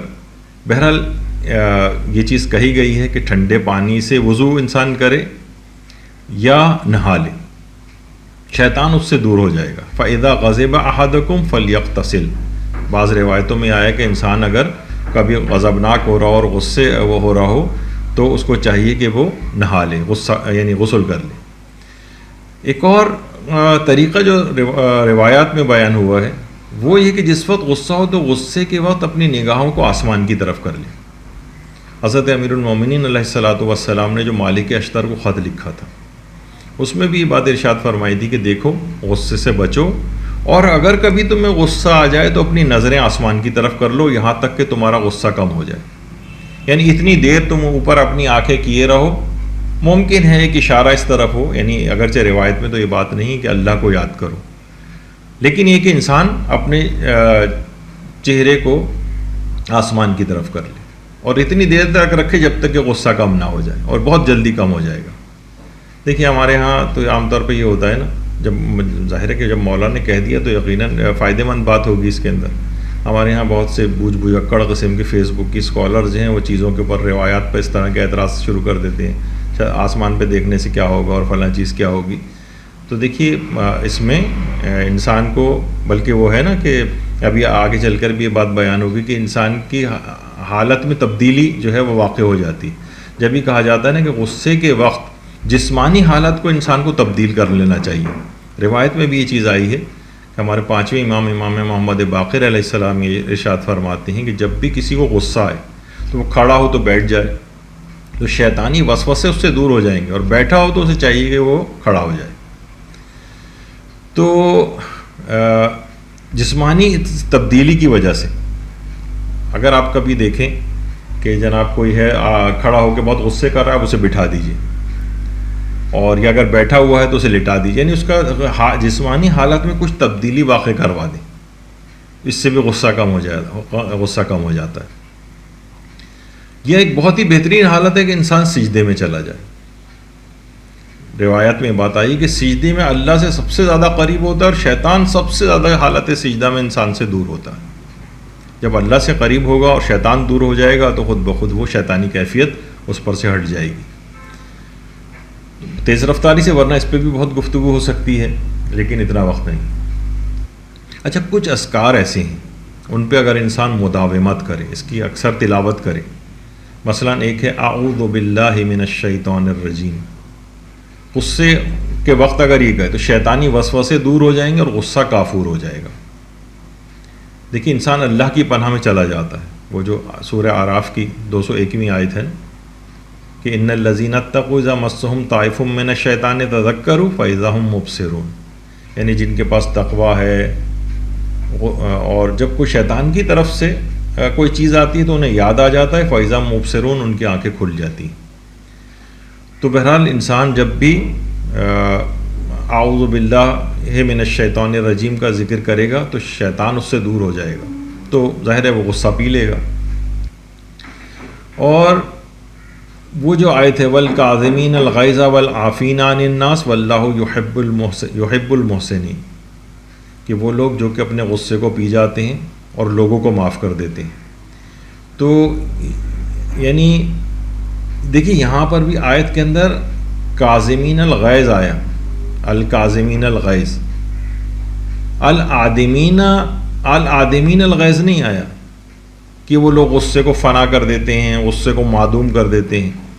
یعنی غصہ اگر ختم ہو گیا تو امر و نہیں کیسے کرے گا، وہ جہاد کیسے کرے گا، اپنی ناموس و جان و ملک کا دفاع کیسے کرے گا. یعنی دیکھیے بہت سے لوگ کہتے ہیں نا یہ چیز کہ دیکھیے ہمیں کوئی ایسا وظیفہ بتائیں کہ ہمیں برے برے خیالات آنے بند ہو جائیں. تو دیکھیے تقاضۂ شہوت کا ختم ہو جانا یہ کمال نہیں. کمال یہ کہ انسان کی یہ چیزیں موجود ہوں، یہ تقاضے موجود ہوں، انسان اپنی آرزوؤں کا خون کر دے، مشقت اٹھائے. فرار اختیار نہیں کرنا ہے، مبارزہ کرنا ہے، لڑنا ہے ان سے. جہاد اکبر اسی لیے تو کہا گیا نفس سے جہاد کو. تو بہرحال یہاں پر یہ نہیں کہ غصے کو وہ لوگ جو ہے نا فنا کر دیتے ہیں، نہیں، کاظمین الغیظ، اپنے غصے کو پی جاتے ہیں، گھونٹ لیتے ہیں اپنے اندر. تو ایسے افراد کی قرآن نے تعریف کی. اچھا، اس میں جو ایک تو ذکر یہ ہو گیا اعوذ باللہ من الشیطان الرجیم، اور دوسرا جو ہے وہ ہے حوقلہ. حوقلہ کیا ہے؟ لا حول ولا قوۃ الا باللہ العلی العظیم، کہ یہ وہ ذکر ہے جس کو پڑھنے سے اللہ نیک اعمال کی توفیق دیتا ہے. نیک اعمال کی توفیق، یعنی لا حول، یعنی نہیں ہے طاقت مجھ میں گناہ سے بچنے کی، ولا قوت، نہیں ہے طاقت مجھ میں نیک عمل کرنے کی، الا باللہ، مگر اللہ کی مدد سے. جب یہ کہا جاتا ہے اس کو کنزن من کنوز الجنہ، کنزن من کنوز الجنہ اس کو کہا گیا ہے. یہ جنت کے خزانوں میں سے خزانہ ہے. اس کو پڑھنے سے انسان کو توفیقات کا خزانہ حاصل ہوتا ہے، یعنی گناہوں سے بچنے کی صلاحیت اس میں حاصل ہوتی ہے، نیک اعمال کی اس کو توفیق ملتی ہے. تو اور انہی دونوں باتوں سے جنت ملتی ہے. یعنی اگر آپ نیک اعمال کی انجام دہی کریں اور گناہوں سے اپنے آپ کو بچائیں تو ان دونوں چیزوں سے جنت حاصل ہوتی ہے. اسی وجہ سے اس کو جنت کے خزانوں میں سے خزانہ کہا گیا ہے. اچھا دیکھیے یہاں پر کیا ہے کہ یہاں پر کسی کے سامنے اگر لاحول پڑھ دیا جائے تو دوسرا فوراً ہی غصے میں آ جائے گا. ٹھنڈا بھی اگر بیٹھا ہوا ہے تو اس کے سامنے پڑھ دیں تو ایک دم سے غصہ میں آ جائے گا کہ کیا مطلب ہے, کیا مجھے آپ نے شیطان سمجھا ہوا ہے. تو بہرحال اگر ایسا کہیں معاملہ ہو جائے تو انسان کو چاہیے کہ زیر لب جو ہے وہ اس کو پڑھ لے اگر لوگ اس کو برا سمجھ رہے ہیں. اچھا, اسی طرح سے دیکھیے بعض صالحین کا ایک طریقہ کار ہے کہ یہ جو آیت ہے والکاظمین الغیظ والعافین عن الناس والی جو ہے آیت, یہ 7 بار اگر پڑھ کر پانی پر دم کر لی جائے, 7 بار اس کو پڑھا جائے اور پانی پر دم کر کے اس کو پی لیا جائے تو اس کا غصہ بالکل غائب ہو جائے گا. تو بہرحال یہ بعض صالحین کا طریقہ کار ہے. وہ یہ فرماتے ہیں کہ یعنی اگر یہ والی آیت والکاظمین الغیظ والعافین عن الناس والی یہ اگر 7 مرتبہ پانی پر دم کر کے اگر اس کو انسان پی لے تو اس کا غصہ فوراً غائب ہو جائے گا. یعنی ان کا ذکر یہ والا جو یہ قرآنی آیت ہے بہت تجربہ شدہ ہے. اسی طرح سے کہا جاتا ہے کہ ذکر یونسیہ لا الہ الا انت سبحانک انی کنت من الظالمین, یہ سجدے میں جا کر جس قدر بھی پڑھے گا اتنا ہی زیادہ فائدہ مند ہے اور غصے کو دور کرنے کے لیے. یعنی ابھی تو آپ نے سنا ہی تھا کہ سجدے میں جانے سے انسان کا غصہ جو ہے وہ دور ہو جاتا ہے. تو اگر یہ والی آیت ہی سجدے کے اندر جا کر پڑھ لے اور فائدہ مند ہوگا. اچھا, ابھی جو اس سے پہلے آیا جو جس میں ہم نے صرف حوقلہ یعنی صرف لا حول ولا قوت الا باللہ العلی العظیم بتائی تھی, اس میں اگر شروع میں اگر ما شاء اللہ ولا حول ولا قوت الا باللہ العلی العظیم یہ اگر پڑھ دیا جائے یعنی اس کے ساتھ شروع میں ما شاء اللہ لگا دیا جائے تو یہ ورد جو ہے اصلاً دل کو بہت زیادہ اعتدال کے اندر لے آتا ہے. دیکھیے غصہ اور جو غضب ہے نا ایک بے اعتدالی کی کیفیت تھی, اس سے دل اعتدال میں آ جاتا ہے. اور ایک اور غصے کا علاج آیت اللہ تقی بہجت نے فرمایا, ایک شخص نے آ کر پوچھا تھا کہ مجھے غصہ بہت آتا ہے کیا کروں. آپ نے فرمایا کامل عقیدے کے ساتھ زیادہ سے زیادہ درود پڑھا کرو تمہارا غصہ کم ہو جائے گا. یعنی روزانہ اگر 2-3 تسبیحیں انسان صرف درود کی پڑھے کامل اعتقاد کے ساتھ کہ اس کا مجھے یقیناً فائدہ ہوگا تو اس درود کی برکت سے خود بخود اس کا غصہ کم ہو جائے گا. وہ درود کے اندر خود یہ صلاحیت ہے, اللہم صلی علی محمد و آل محمد. تو یہ بڑا مجرب ہے جو افراد اس طرح کے غصیلے ہوں ان کو سمجھائے, جب وہ ذرا ٹھنڈے مزاج میں ہوں اس وقت ان کو بتایا جائے کہ تم روزانہ اس طرح سے 1 تسبیح 2 تسبیح 3 تسبیح جتنے بھی اس کے مطابق ہو, جتنے اس کا ذوق ہو اس کے مطابق اس کو پڑھوائیں. اور اگر بالکل پڑھنے پر تیار نہیں ہیں تو آپ درود کی یہ تسبیح پڑھ کر پانی پہ دم کر کے بھی اس کو اگر پلائیں تو انشاءاللہ اس کے اثرات ہوں گے. تو بہرحال اگر وہ خود پڑھے تو بہرحال اور زیادہ فائدہ مند ہے. اچھا, غصے اور غضب کی جو یہ بے اعتدالی کی جو کیفیت ہے اور جو غصہ اور غضب ہے یہ سورہ رعد کی آیت نمبر 28 سورہ رعد کی آیت نمبر 28 الذین آمنوا وتطمئن قلوبہم بذکر اللہ الا بذکر اللہ تطمئن القلوب, یعنی اللہ کے ذکر سے ہی دلوں کو اطمینان ملتا ہے. یہ والی جو آیت ہے مرزا احمد آشتیانی, یہ ہمارے ایک عالم گزرے ہیں مرزا احمد آشتیانی جو آپ کے سامنے ہیں, ان کی کتاب ہے ہدیہ احمدیہ. اس میں انہوں نے یہ بات لکھی کہ آیت اللہ سید محمد حسین طباطبائی یہ بات فرماتے تھے کہ انسان اگر اپنے سینے پر ہاتھ رکھ کر چند مرتبہ بیٹھ کر اور چند مرتبہ کھڑے ہو کر سورہ رعد کی آیت نمبر 28 کو پڑھے, یہی جو ابھی آپ کے سامنے تھی اللہ بذکر اللہ تطمئن القلوب والی, تو اس کا دل اعتدال کی حالت میں آ جائے گا اور غصے اور غضب کی حالت اس سے غائب ہو جائے گی. سورہ رعد کی آیت نمبر 28 چند مرتبہ اس آیت کو کھڑے ہو کر پڑھے اور چند مرتبہ بیٹھ کر پڑھے. اچھا, چند مرتبہ میں کتنی بار؟ یہی بات حجت الاسلام صحفی, اب تو ان کا انتقال ہو گیا, یہ فرماتے تھے کہ آیت اللہ محمد حسین طباطبائی نے ہمیں یہ بات بتائی تھی کہ 3 یا 4 مرتبہ بیٹھ کر اس سورہ رعد کی آیت نمبر 28 کو پڑھا جائے اور 3 یا 4 مرتبہ کھڑے ہو کر اس آیت کو پڑھیں. وہ فرماتے ہیں کہ مجھے اس کی ترتیب تو یاد نہیں رہی کہ پہلے بیٹھنا ہے بعد میں کھڑے ہو کر پڑھنا ہے یا پہلے کھڑے ہونا ہے پھر بعد میں بیٹھ کے پڑھنا ہے, لیکن دونوں طرح کسی بھی طرح سے بہرحال انسان پڑھے سورہ رعد کی آیت نمبر 28 3 یا 4 دفعہ ہی پڑھ لے 4 دفعہ کھڑے ہو کر اور 4 دفعہ بیٹھ کر. تو اس کی وہ فوراً وہ جو ایک نفسیاتی طور پر جو ایک ہیجان تھا اس کے اندر، اور غصے اور غضب کے اندر وہ شخص آیا ہوا تھا، یا اضطراب اس کے اندر موجود تھا، تو یہ آیت اس طرح سے اس کے دل کو تقویت پہنچائے گی اور اطمینان اس کے دل میں پیدا کر دے گی کہ اس کا غصہ کافور ہو جائے گا. بڑی اہم بات ہے. اور یہ جو حالت اضطراب ہوتی ہے جس میں انسان کو غصہ آتا ہے، بعض علماء یہ بھی فرماتے ہیں کہ اگر سورہ احقاف جو ہے اس پہ اگر انسان مداومت اس طور پہ کرے کہ ہر جمعے کو سورہ احقاف پڑھ لے، ہر جمعے کو، تو ہر جمعے کو اگر سورہ احقاف پڑھے گا تو اس سے بھی اس کی اضطرابی کیفیت ختم ہو جائے گی، اور یہ جو غصے کے اندر یہ شخص جو ہے وہ بار بار غیظ و غضب کی حالت میں آ جاتا ہے، یہ کیفیت اس سے دور ہو جائے گی. اسی طرح سے سورہ قدر کے متعلق بھی علماء یہ بات فرماتے ہیں، اور اسی طرح سے سورہ والعصر کے متعلق بھی یہ بات فرماتے ہیں، اور آیت الکرسی سے بھی حالت اضطراب، غصہ، پریشانی وغیرہ یہ سب دور ہو جاتی ہے. اچھا، اب اذکار کیونکہ ہم بیان کر رہے تھے، تو ان اذکار کے اندر ایک اور اہم ترین جو ذکر ہے وہ ہے استغفر اللہ ربی و اتوب الیہ والا. استغفر اللہ ربی و اتوب الیہ کثرت کے ساتھ پڑھیں، اس سے بھی غصہ کم ہوتا ہے. بہترین ذکر ہے، مستقل ایک عبادت بھی ہے. استغفار بذات خود بھی ایک عبادت ہے، اس کا براہ راست گناہوں سے بھی تعلق نہیں.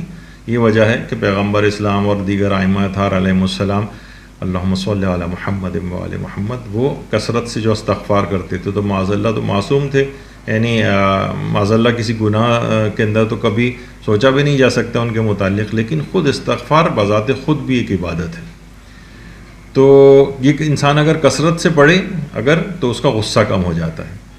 اچھا، خوش اخلاق، دیکھیے خوش اخلاقی سے تو دور ہو جاتا ہے نا انسان اس وقت جس وقت وہ غصے کی حالت میں ہوتا ہے. خوش اخلاق اگر ہو گیا تو وہ غصہ نہیں کرے گا. ایک کتاب ہے کنوز الاسرار کے نام سے، کنوز الاسرار الخفیہ،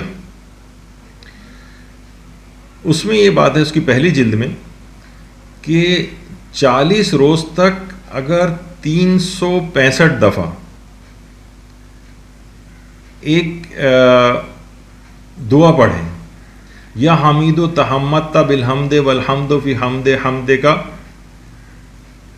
یا حمید و تحمدت بالحمد والحمد فی حمد حمد کا، یا حمید. اس اگر دعا کو، جس کے اندر اللہ کا ایک نام یا حمیدو بھی آ رہا، اگر 40 روز تک 365 دفعہ اس کو پڑھے تو اللہ اس کے اخلاق کو اچھا بنا دے گا. غصہ سب دور ہو جائے گا اس سے. 40 روز تک 365 مرتبہ روزانہ اس کو پڑھے. تو اس میں شروع بھی اللہ کے نام سے یا حمیدو سے ہو رہی ہے، اختتام بھی اس کا یا حمیدو پر ہو رہا ہے، اور اس میں بہت زیادہ خدا کی حمد بیان کی گئی ہے. تو اس کو اس 365 دفعہ 40 روز تک روزانہ اگر اس کو پڑھے، اور اتنی زیادہ وقت بھی نہیں لگے گا. اگلا ایک جو نسخہ، جو بڑا کامیاب نسخہ ہے غصے پر قابو پانے کے لیے، کہ غسیلے کے کان میں اذان و اقامت دی جائے. اب یہ نہیں کہ کان کے اندر منہ گھسا دیا جائے اس کو، اس سے اور غصے میں اضافہ ہو جائے گا اس کے.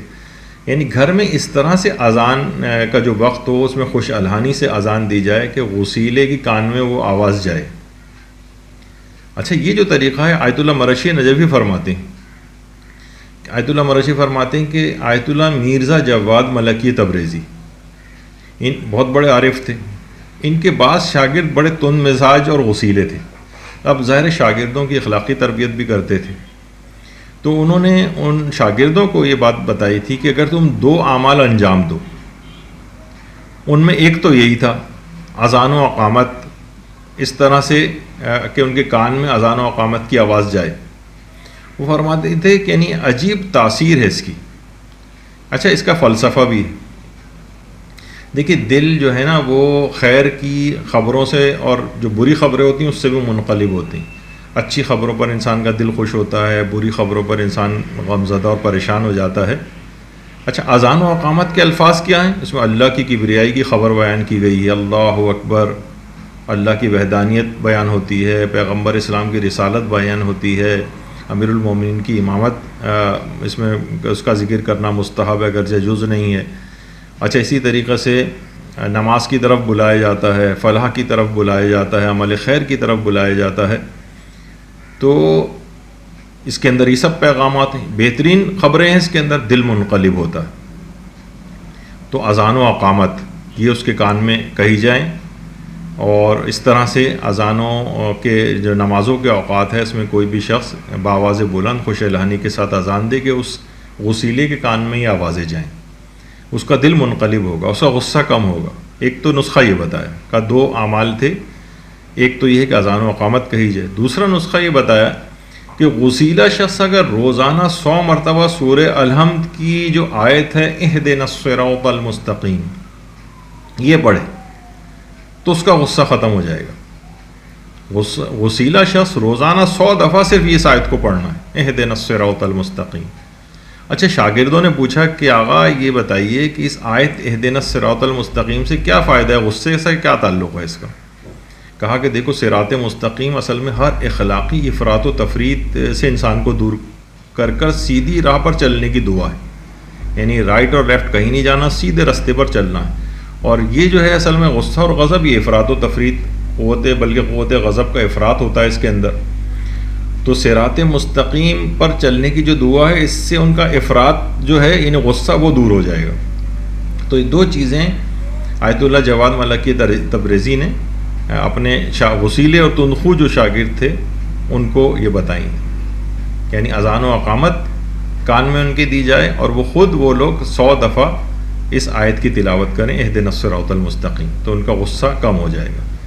اسی طرح سے 2 رکعت نماز، اگر کبھی بھی اسے غصہ آ رہا اور وہ 2 رکعت نماز پڑھ لے. اچھا، اس کے اندر 2 فائدے ہوں گے. ایک تو یہی اہدنا الصراط المستقیم ان 2 رکعت نماز میں 2 دفعہ آئے گا، کیونکہ کم سے کم سورہ الحمد تو پڑھی جائے گی، اس کی بھی ایک خاصیت ہے.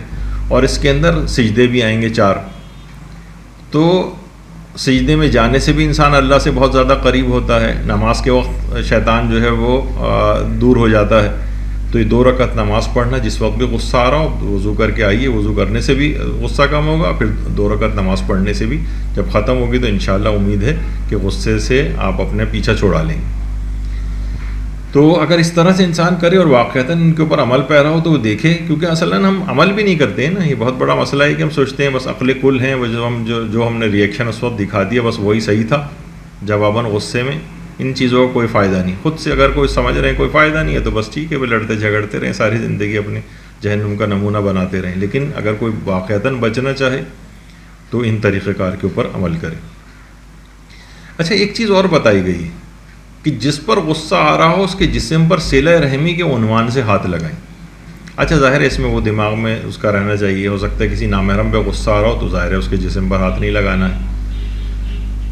یعنی جس پر غصہ آ رہا ہو صلہ رحمی کے عنوان سے، یعنی کوئی رشتہ دار ہے جس پر آپ کو غصہ آ رہا ہے تو اس عنوان سے اگر ہاتھ لگائیں گے تو اب اس میں واقعتاً تحقیق ہونا چاہیے کہ ہاتھ لگانے سے، جیسے ہم نے ایک دفعہ پہلے جب عیادت کے احکام بیان کیے تھے تو اس میں تھا کہ مریض کے پیشانی پر ہاتھ رکھ کر یا اس کے ہاتھ پر ہاتھ رکھ کر سورہ الحمد پڑھی جائے تو کون سی ایسی پازیٹیو ریز اس کے اندر جائیں گی، یا ایک سائنسی چیز بھی ہے.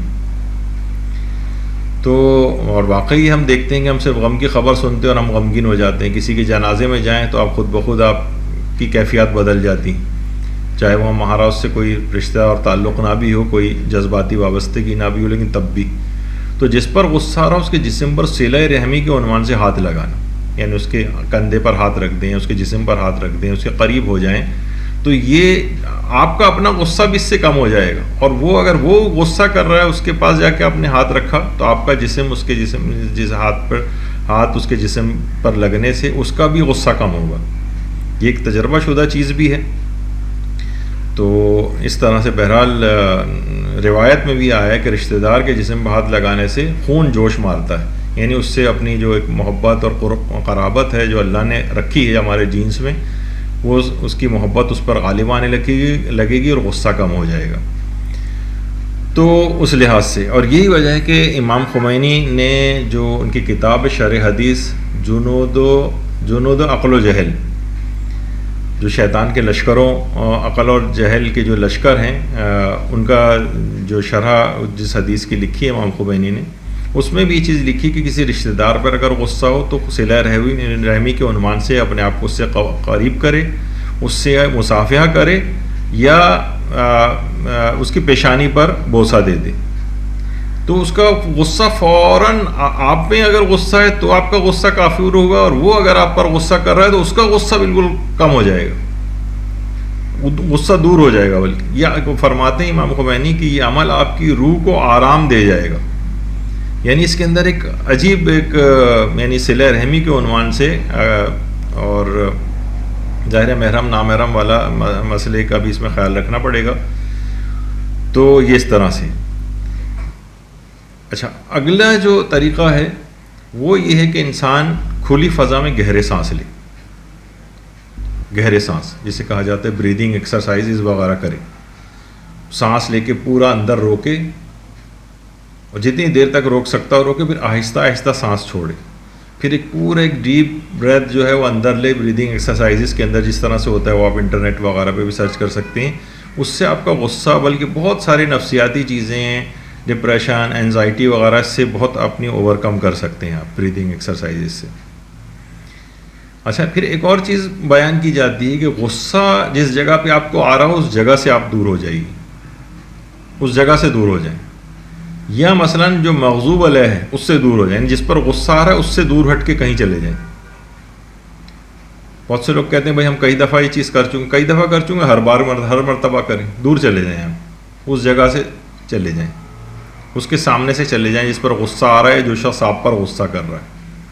یا ایک اور طریقہ بیان کیا جاتا ہے کہ اس شخص سے آپ بات کریں، مثلا ٹیلی فون پہ بھی بات کر سکتے ہیں، اس کے پاس جا کر بات کر سکتے ہیں، ایسا کوئی شخص جس کا اس غصے کے معاملے سے واسطہ نہ ہو، غصے کے معاملے سے جس کا واسطہ نہ ہو، تو اس سے آپ کا غصہ بہت کم ہو جائے گا۔ پھر ایک طریقہ بیان کیا جاتا ہے کہ خود کو مثبت سرگرمیوں کا عادی بنائیں۔ دیکھیے یہ بہت بڑا مسئلہ ہمارے ساتھ ہے کہ لوگ بس اپنی ایک روٹین، ایک ایسی فضول قسم کی جو روٹین لائف ہے اس کے اندر ہیں۔ مثلا سوشل سروس اگر انسان کرے، خدمت خلق میں مصروف رہے، اس کا غصہ کم ہو جاتا ہے۔ یا مثلا اپنی تنہائی اور اکیلے پن کو دور کریں، کیونککہ یہ تنہائی اور اکیلا پن یہ خود غصے کو آپ کے ابھارتا ہے۔ کوئی اپنی اچھی ایکٹیویٹی تلاش کریں، کوئی خدمت خلق کے عنوان سے، جس میں فائدہ کیا ہوتا ہے۔ دیکھیے علماء نے بیان کیا ہے کہ خدمت خلق کرنے سے جواباً لوگوں کا پیار، محبت، عزت، خلوص آپ کو ملتا ہے، اور آپ کی نفسیاتی کیفیت بہتر ہوتی چلی جاتی ہے، آپ کا غصہ دور ہوتا ہے۔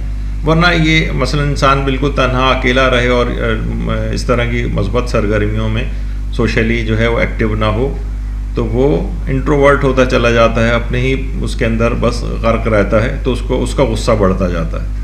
اچھا، مثبت سرگرمیاں بہت ساری ہو سکتی ہیں، ہر انسان اپنے مزاج کے مطابق کر سکتا ہے۔ مثلا بچوں کو قرآن کی تعلیم دینا ہے، اگر کسی کے میں یہ صلاحیت ہے تو وہ یہ والی خدمت اپنے ذمے لے لے۔ کسی مدرسے میں مثلا اگر پڑھانے کا اس کو وہ ہے اور تو وہ مدرسے میں پڑھا دے۔ غریب بچے ہیں، مذہبی ذوق نہیں ہے لیکن دوسرا ذوق ہے، مثلا غریب بچے ہیں، ان کو بلا کے ٹیوشن پڑھانا، ان کی اس طرح کی کسی سرگرمی کے اندر حصہ لے لے۔ بہت سے لوگوں کا ذوق ہوتا ہے مثلا مسجد کی تعمیر یا امام بارگاہ کی تعمیر ہو رہی ہے، اس میں حصہ لے جا کر۔ کچھ نہیں تو محلے کی صفائی ستھرائی وغیرہ ہے، گلی کو صاف کرنا ہے، اس طرح کے کسی سوشل کام میں حصہ لے لے، بچوں کی تعلیم میں حصہ لے لے۔ یا مثلا گارڈننگ وغیرہ ہوتی ہے، یہ خود بہت ہی مفید ہے اپنی نفسیاتی کیفیات کو بہتر بنانے کے لیے۔ پھولوں وغیرہ کو اور پودوں کو جو ہے لگانا، ان کو ٹھیک دیکھ بھال کرنا۔ بہت سو کا ذوق ہوتا ہے مثلا میچ میکنگ وغیرہ، شادیاں وغیرہ کرانا، کاؤنسلنگ کرنا، لڑائی جھگڑے ہو رہے ہیں ان کو دور کروانا لوگوں کے۔ یعنی مثلا میں کتنی مثالیں دوں اس کی، یعنی بے شمار ایسے کام ہیں جو انسان اپنے مزاج کے مطابق ایسے سوشل ورک اپنے ذمے لے سکتا ہے، وہ ڈھونڈیں آپ خود۔ اچھا، جنہیں غصہ نہیں بھی آتا ہے وہ بھی یہ والے کام کریں تو زیادہ بہتر ہے۔ یہ نہیں کہ صرف غصہ کرنے والے ہی صرف سوشل ورک کریں گے تو ان کو فائدہ ہوگا، نہیں، جو اور افراد ہیں جو کہ جن کو چاہیے کہ وہ بھی اس قسم کے کام اپنے ذمے لیں، معاشرے کی خدمت لیں، اسی سے معاشرہ سنورتا ہے۔ عام طور پر لوگ یہ ہے کہ بالکل ایک خود غرضانہ قسم کی زندگی گزارتے ہیں، بس ہمارے حال احوال ٹھیک ہو جائیں، باقی ان کو معاشرے کی پرواہ نہیں۔ تو یہ نقصان دہ چیزیں ہیں اور شخصیت کے اوپر بھی نقصان ہوتا ہے۔ پھر یہی ہے کہ اس کے اندر وہ غصہ، اینگر وغیرہ یہ بڑھتا چلا جاتا ہے۔ اچھا، اسی طرح سے کہا جاتا ہے کہ جسمانی محنتیں جسمانی محنت والی ورزشیں اور ایکسرسائزز یہ کیجیے. ایک صاحب کو مثلا نے بتایا کہ بھئی آپ جو ہے وزن آپ کا بڑھ رہا ہے تو آپ ایسا کریں کہ ورزش کیا کریں. اگلی دفعہ بلکہ وہ آپ اسی وقت کہنے لگے کہ نہیں ڈاکٹر صاحب میں تو بلکہ ان کو یہ بات بتائی گئی تھی کہ آپ ورزش بھی کیا کریں اور ایسے کھیلا کریں, کھیل کود میں اپنا دماغ کو لگائیں. بہت سے اس کے اندر بھی ورزش ہوتی. کہا جا ڈاکٹر صاحب میں تو کھیلتا ہوں. کہا کیا کھیلتے ہو؟ تو پتہ چیل اڑی کوا اڑا جو ایک انگلی سے کھیلا جاتا ہے. ایک صاحب کہنے لگے میں لوڈو کھیلتا ہوں یا کیرم کھیلتا ہوں. یہ والی ایکسرسائزز نہیں, یہ جسمانی محنت والی جو ایکسرسائزز ہیں وہ آپ کو کرنی چاہیے.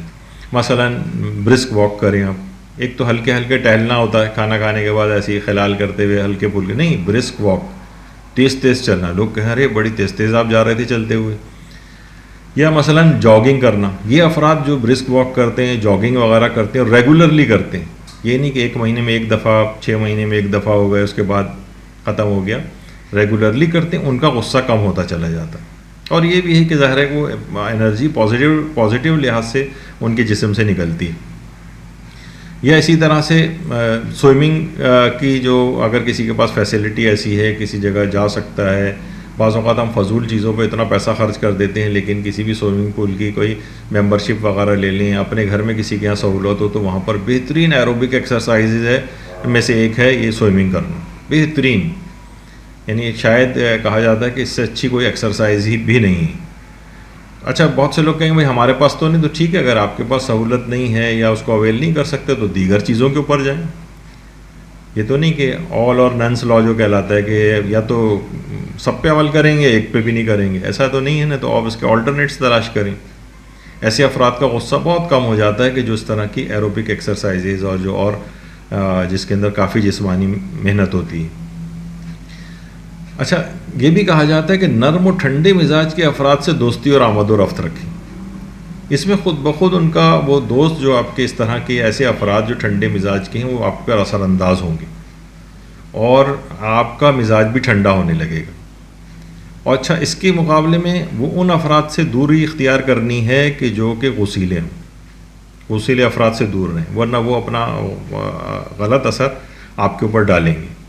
اور اس کے نتیجے جب آپ دیکھیں گے ہر وقت یہ شخص غصے ہو رہا ہے تو آپ پہ آپ بھی نہیں ہوتا کہ مثلا کوئی غصیلہ دوست ہے, کسی سے لڑائی ہو گئی, وہ اپنے اور دوستوں کو بھی لے گیا اور وہاں لڑائی لڑ رہے ہیں آپس میں, تو وہ غصیلے کے ساتھ آپ کو بھی پھر ویسے ہی بننا پڑتا ہے. اور نرم و ٹھنڈے مزاج کا ہوگا تو اس کے ساتھ دوستی, اس کے ساتھ آمد و رفت وغیرہ رکھیں تو وہ فائدہ ہوگا آپ کو. اسی طرح سے مثلا کہا جاتا ہے کہ دیکھیے اس سلسلے میں آپ اپنی معلومات کو بڑھائیں. یعنی لوگوں کی نفسیاتی کیفیات کو آپ سمجھیں. بچوں کی نفسیاتی کیفیات, مردوں کی نفسیاتی کیفیات, عورتوں کی نفسیاتی کیفیات. نفسیاتی کیفیات کو لوگوں کا سمجھنا ضروری ہے. دیکھیے خواتین کے اعتبار سے یہ بات کہی جاتی ہے کہ خواتین جو ہیں یعنی ان کی بھی مثلا مرد کوئی ہے تو وہ عورتوں کی نفسیاتی کیفیت کو بھی سمجھے. دیکھیے مثلا ویسے اب ہم عمومی بات کر رہے ہیں, ہر عمر کے اعتبار سے الگ ویسے ہوتی ہیں چیزیں. مثلا عورت ہے کوئی, منتھلی اس کے ماہانہ جو سائیکلز جو ہیں وہ چل رہے ہیں, اس میں اس کے موڈ سوئنگس ہوتے ہیں, یعنی اوپر نیچے اس کے جذبات, خیالات اور وہ ہو رہے ہیں. اور یا مثلا اگر جیسے کوئی پریگنینسی اگر اس کو ہے تو اس میں اس کو تھکاوٹ ہوتی ہے, چڑچڑاپن ہوتا ہے. ڈیلیوری اگر ہوئی ہے اس کے بعد اس کو پوسٹ نیٹل ڈپریشن کہلاتا ہے, وہ ہوتا ہے. اور بچے کی پیدائش کے بعد بھی مثلا وہ ہر 1 یا 2 گھنٹے بعد بچے کو فیڈ کرانا ہے, اس کی اپنی نیند پوری نہیں ہو رہی ہے, غذائیتوں کا مسئلہ ہے. بعض اوقات گھریلو ذمہ داریاں بہت جلدی اس کے اوپر پڑ جاتی ہیں, وہ چڑچڑی ہو رہی ہے, پتہ چلا چڑچڑی ہو رہی ہے, بدمزاج ہو رہی ہے. آپ کہہ رہے ہیں اب گھر میں لڑائیاں ہونی شروع ہو گئی ہیں. اکثر بچوں کی پیدائش کے بعد لڑائیاں ہونے لگتی ہیں, شادیوں کے بعد لڑائی ہونے لگتی ہیں.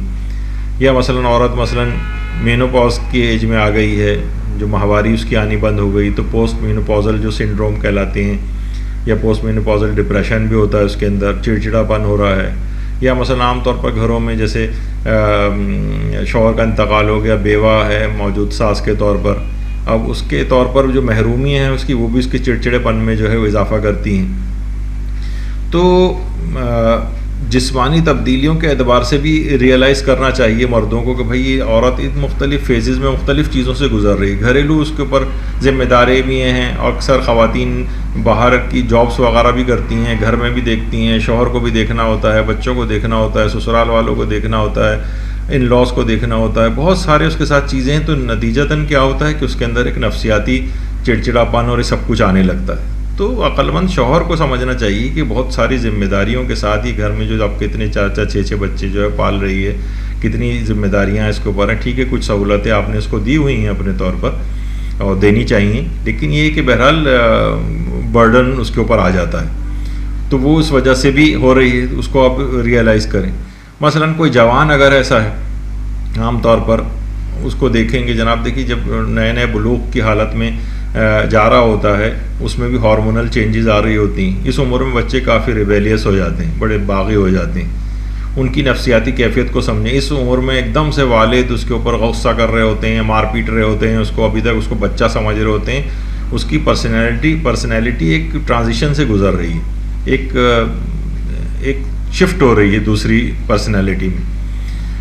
تو اس موقع پر اس کو باپ کو چاہیے کہ اپنے آپ کو کنٹرول کریں، نفسیاتی کیفیت کو سمجھے ہو، یعنی تھوڑی سی اپنی معلومات بڑھائیے نا. دنیا جہان کے متعلق آپ فضول معلومات بڑھا رہے ہوتے ہیں، لیکن گھر میں یہ سب چیزیں ہو رہی ہیں اور اپنی معلومات نہیں بڑھا رہے ہوتے. ریئلائز کریں اس چیز کو، یہ بچہ جو ہے وہ جوان ہو رہا ہے اور اس کے اندر ایسے باغیانہ جذبات شروع میں آتے ہیں. اسی طریقے سے مثلا عورتیں ہیں، وہ مردوں کی نفسیاتی کیفیت کو سمجھیں کہ ابھی مثلا دفتر سے گھر آیا ہے، ابھی اپنے آفس سے گھر آیا ہے، اب آتے ہی آپ نے فرمائشی پروگرام شروع کر دیا. دیکھیے مرد جو ہے نا، ان کی نفسیاتی کیفیت کو سمجھیں. مرد مثلا شاپنگ سے نفرت کرتے ہیں، یعنی میں آپ کو بتاؤں تو عورتیں جو ہیں وہ مناسب موقع اس کے لیے دیکھیں. ہو سکتا ہے ابھی آتے ہی دفتر سے آپ نے فرمائش شروع کر دی کہ فلاں جگہ پہ جانا ہے یا مجھے فلاں شاپنگ پہ جانا ہے. اب اس نے اگر منع کر دیا تو پیچھے ہٹ جائیں. اب کیا ہوگا، اسی موقع پر یہ ہوتا ہے کہ اس نے منع کر دیا، آپ نے غصہ ہونا شروع کیا، وہ پہلے سے تھکا ہوا ہے، اس کا جوابی غصہ ہو، وہ بات بڑھتی چلی جاتی ہے. تو نفسیاتی کیفیت کو سمجھیں کہ تھکا ہوا آیا ہے، ابھی میں اس سے فی الحال یہ بات نہیں کروں گی، ابھی نہیں کہوں گی، ابھی کیا ہے پیچھے ہٹ جائے. ابھی اصرار کیا تو غصہ بڑھ جائے گا. اچھا مرد ہوتا ہے، اس کے کاروباری مسائل ہوتے ہیں، اس کے ملازمت کے مسائل ہوتے ہیں، اس کے اوپر مالی ٹینشن بہت ساری ہوتی ہیں. تو اس کی نفسیاتی کیفیت کا خیال کریں، اس کو غصے میں نہ لے کر آئیں. بہت سارے ہم گھرانوں میں یہی چیزیں دیکھ رہے ہوتے ہیں کہ وہ بیچارہ آیا اور انہوں نے فرمائشی کوئی پروگرام شروع کر دیا. تو ہر شخص اس بات کو وہ نہیں کر سکتا، نتیجے میں لڑائی ہونے لگتی. تو اور ظاہر ہے اب انٹرنیٹ کا دور آ گیا، جب ہر شخص کے ہاتھوں میں ہر وقت یہ موبائل فون اور انٹرنیٹ موجود ہے، تو کیوں اپنی حل نہیں تلاش کرتے. اینگر مینجمنٹ دیکھیے کہ کتنے طریقے اس کے اندر بیان کیے گئے. انٹرنیٹ پہ جائیں کہ کن چیزوں سے ہم اپنے غصے کو کم کر سکتے ہیں. دیکھیے گھر کے متعلق بھی بات کہی جاتی ہے کہ گھر جو ہے نا وہ کچھ لو کچھ دو کے اصول پر چلتے ہیں، گیو اینڈ ٹیک والا معاملہ ہوتا ہے. مردوں کے حوالے سے بھی ایک بات کہہ رہا ہوں، بہرحال اس کو خواتین اپنے اس کے طور پر نہ لیں، بلیک میلنگ کے طور پر نہ استعمال کریں اس کو. کہ گھروں میں دیکھیے مردوں کو چاہیے کہ 90% باتیں جو گھریلو امور اور اس طرح کی چیزوں سے متعلق ہوتی ہیں، اس میں عورتوں کی بات مان لیں، تاکہ اپنی اہم 10% باتوں کو ان سے منوا سکیں.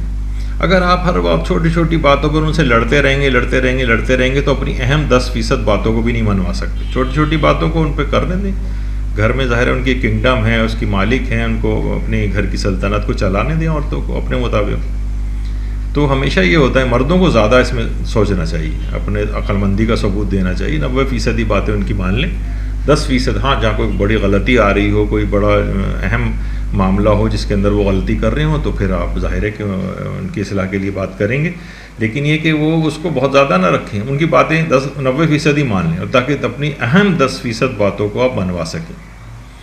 کیونکہ چھوٹی چھوٹی دیکھیں ان باتوں پہ لڑنا جو ہے نا وہ مردوں کو یعنی زیب نہیں دیتا ہے. ظاہر ان کی ایک شخصیت الگ ہے، عورتیں ذرا جذباتی ہوتی ہیں، ان کو نظر انداز کر کے، اور مثلا اگر وہ 5 فرمائشیں کر رہی ہیں تو 1-2 فرمائش کم سے کم پوری کر دیں، 3 کو بعد میں کبھی ٹال دیں. بہت ساری چیزیں ایسی بھی تو ہو سکتی ہیں ٹالنا بھی نہیں آتا ہے، بالکل ایک بلنٹ ایک طور پر اس کو ان کو منع کر دیا جاتا ہے جس سے نقصان ہوتا ہے.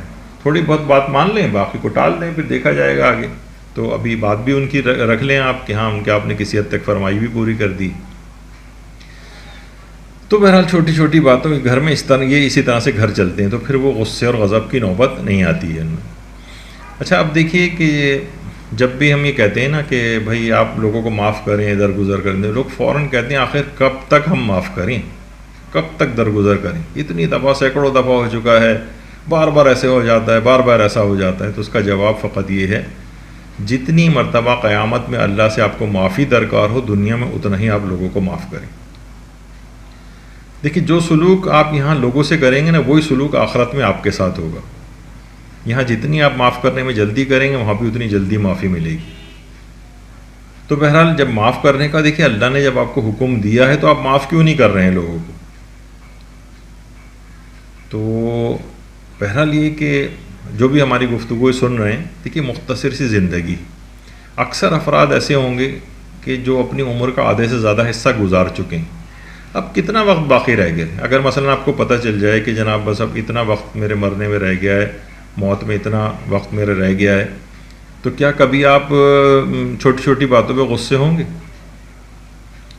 سوچئے کہ یعنی جب میرے اعمال اتنے، ہر شخص کو اپنے اعمال تو پتہ ہوتے ہیں نا کہ میرے اتنے برے اعمال ہیں، اللہ کس قدر غضبناک میرے اعمال پر ہوگا، لیکن پھر بھی وہ مجھے معاف کر رہا ہے۔ تو خود بخود آپ کے دماغ میں آئے گا، تو جتنا آپ کو معافی چاہیے اللہ سے، اتنا ہی لوگوں کو بھی معاف کیجیے۔ وہ تھے نا ایک صحابی رسول آئے پیغمبر اسلام کے پاس، اللہم صلی علی محمد و آل محمد، یا رسول اللہ مجھے اللہ کے غضب سے کیا چیز بچا سکتی؟ فرمایا دوسروں پر غصہ کرنا چھوڑ دو، اللہ کے غضب سے محفوظ رہو گے۔ تو بہرحال یہ سب چیزیں ایسی ہیں جو اپنے غصے کو روکے گا لوگوں پر ہونے سے، تو خداوند عالم اس سے اپنے عذاب کو روک لے گا۔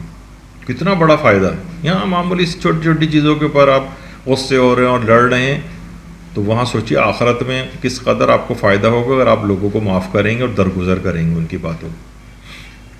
ایسی کوئی قیامت تو نہیں آ جائے گی نا، اگر دیکھیں تو چھوٹی چھوٹی باتیں ہی ساری ہوتی ہیں جس پر عموماً غصے ہو رہے ہوتے ہیں لوگ۔ تو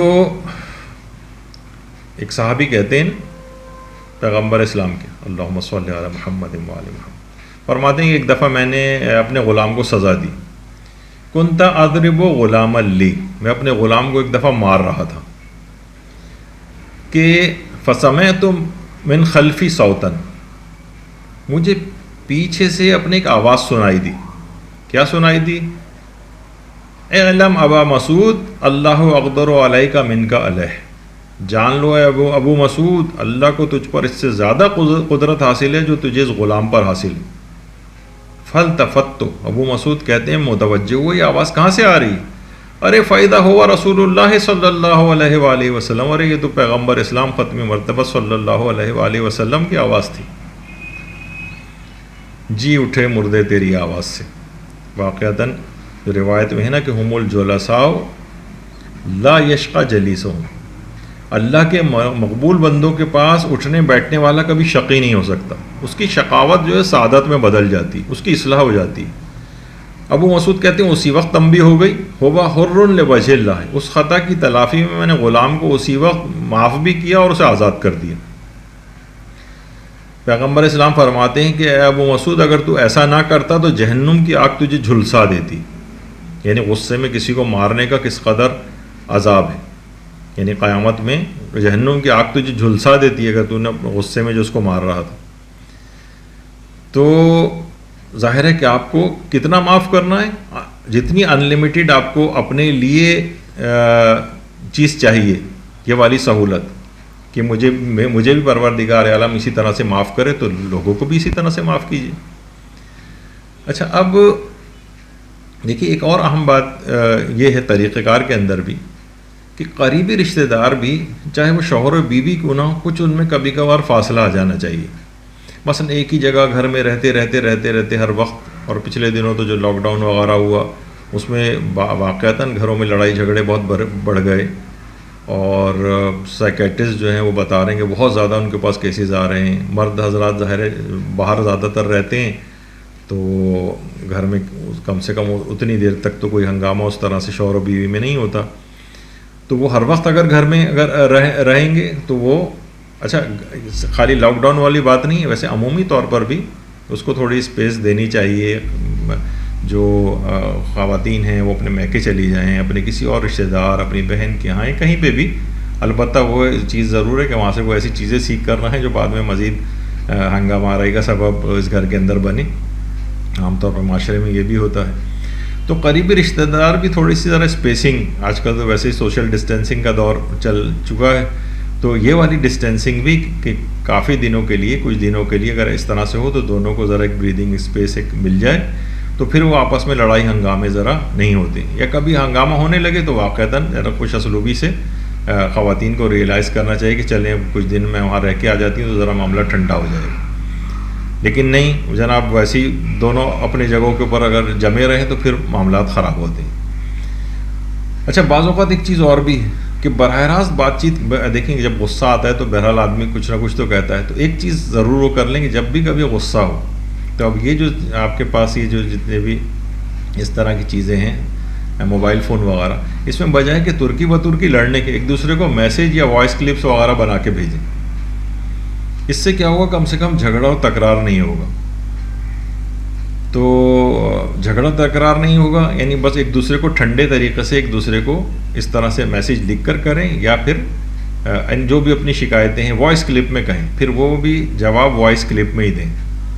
تو یہ بہت اچھا اور مفید طریقہ ہے. اس میں انسان ذرا گرما گرمی سے محفوظ رہتا ہے، اس طرح کی تکرار نہیں ہو پاتی ہے.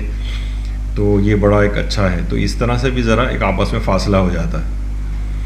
دور سے اگر بات ہو جائے وہ زیادہ بہتر ہے. حتیٰ کہ فون پہ بھی اس طرح، فون پہ پھر آپس میں لڑائی ہونے لگے گی کہ ابھی میں نے کہا کہ یا تو وائس کلپ ہو یا میسیج لکھ کر ہو.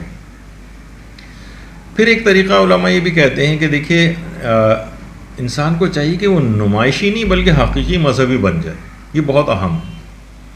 درس و تدریس اور مدرسے سے وابستہ افراد بھی جو ہیں ان کی بھی گھریلو زندگیاں متاثر ہیں، کیونکہ تعلیمات پر عمل نہیں ہوتا ہے. علم تو حاصل ہو رہا ہے، درس بھی ہو رہے ہیں، لیکن عمل نہیں ہے ان کے اوپر. یہ جو احادیث کتنی ابھی آپ نے سنی، ان کو اپنے اوپر لاگو کریں. آیات قرآنی ان کو اپنے اوپر لاگو کریں. جب حکم خدا پروردگار نے دے دیا والکاظمین الغیظ، اپنے غصے کو ضبط کرو، جب یہ چیز فرمائش پروردگار عالم کرے تو اس پر عمل کرنا ہے. وعاشروہن بالمعروف، گھر والوں کے ساتھ اچھا سلوک کرنا ہے، بیوی کے ساتھ اچھا سلوک کرنا ہے. جب اللہ نے کہہ دیا تو واقعی حقیقی مذہبی بن جائیے نا. گھر والوں سے اچھا سلوک کریں، بیوی سے اچھا سلوک کریں. تو مذہبی تعلیمات کو خود پر لاگو کر کے اپنے آپ کو، زندگیوں کو دیکھیں پرسکون بنائیے. لوگ عام طور پر مذہب کو زندگی سے فرار کا ایک ذریعہ بناتے ہیں اور زندگی کے پروگرام میں مذہب کو نافذ نہیں کرتے. صرف حدیث کی حد تک سنا ہوا ہے، قرآنی آیت سنی ہوئی ہے، لیکن پریکٹیکل نہیں کرتے اس کے اوپر. یعنی نمائشی نہیں، حقیقی مذہبی بن جائیے تو یہ سب چیزوں سے جان چھوٹ جائے گی آپ کی. تو اب بات کرنے کو بہت ہے، اس پہ پوری گفتگو ہو سکتی ہے، لیکن ظاہر ابھی آج صرف آپ کی خدمت میں پوائنٹس عرض کر رہا ہے. اگلا طریقہ یہ ہے کہ ہر وقت تنقید کرنے سے پرہیز کریں. اس سے ہمیشہ لڑائی جھگڑا ہوگا اور نہ غصے میں اضافہ ہوگا. کبھی نہیں کہیں ڈائریکٹ کہ تم نے غلط کیا ہے، ہر وقت اعتراض، یہ تمہارا کام غلط. پہلے اس کا طریقہ ہے، پہلے کسی کام پر اس شخص کی تعریف کریں، بہت اچھے سے اس کے چند جملے کہیں تعریف میں کہ ہاں دیکھو تم نے فلاں چیز بڑی اچھی کی، فلاں چیز بڑی اچھی کی. یہ البتہ اس کے اندر اگر یہ چیز اور ٹھیک کر لو تو اور بہتر ہو جائے گی. اس سے کیا ہوگا، یعنی آپ نے طنز سے پرہیز کیا، کیونکہ اس سے دیکھیں کینہ پیدا ہو جاتا ہے. تعریف کرنے کے بعد آپ نے اصلاح کی تو آپ کا وہ کام بھی ہو جائے گا اور غصہ اور لڑائی جھگڑے کی نوبت بھی نہیں آئے گی.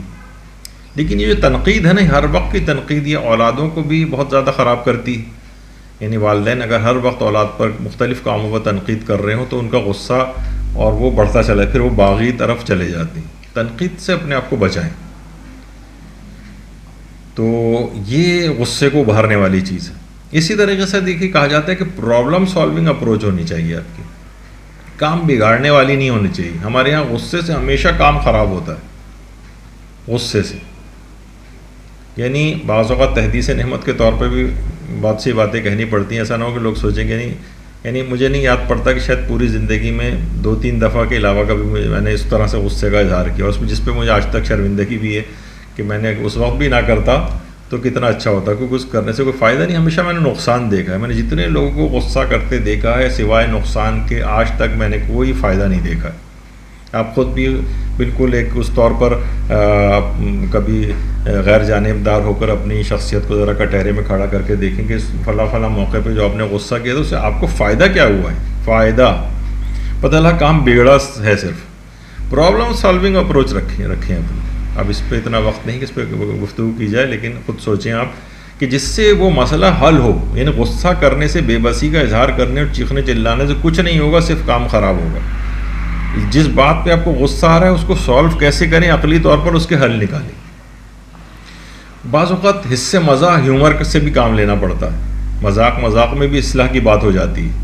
یعنی غصے کے بجائے آپ نے مذاق ایسا کر دیا، جو دوسرا غصہ کر رہا ہے آپ جواب میں مذاق شروع کر دیں، مزاح شروع کر دیں. اس سے کیا ہوگا، وہی جو ٹینشن ہو رہی تھی وہ ڈیفیوز ہو جائے گی یا بہت کم ہو جائے گی.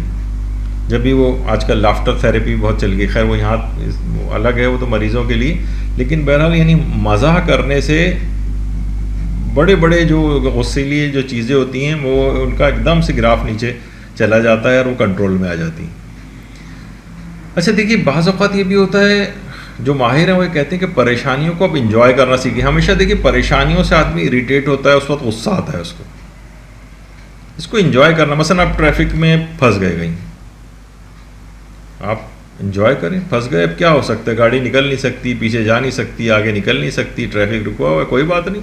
آپ تسبیحات پڑھنی شروع کر دیں، آپ کو ذکر خدا کرنا شروع کر دیں. گاڑی میں کچھ افراد بیٹھے ہوں تو آپس میں ہنسی مذاق شروع کر دیں. غصہ نہیں آئے گا آپ کو، اور یعنی ٹریفک میں پھنسنے کا جو آپ ایک دم پریشانی اور ایک اس میں مبتلا ہو گئے تھے، یار یہ کہاں پھنس گئے ہم، اس سے بھی آپ نکل جائیں گے. یعنی پریشانی کو انجوائے کرنا سیکھیں.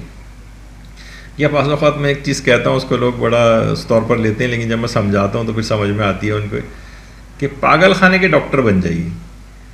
بھائی دیکھیے، پاگل خانے کے ڈاکٹر بننے کے کیا معنی.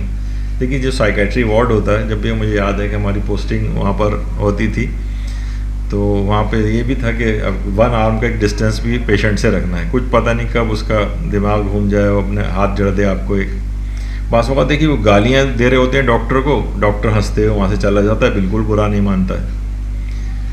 تو سخت غصیلے افراد جو ہیں وہ بیچارے ایک نفسیاتی مریض کی حیثیت رکھتے ہیں.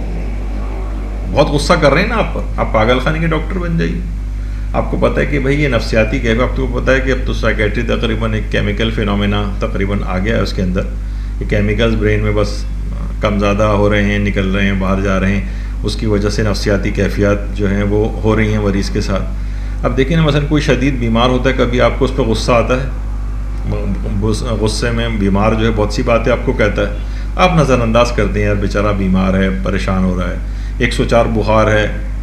ایک بہرحال نفسیاتی یا جسمانی عارضے سے کوئی شخص گزر رہا ہے، تو اس پر آپ کو غصہ جو ہے وہ کبھی نہیں آتا.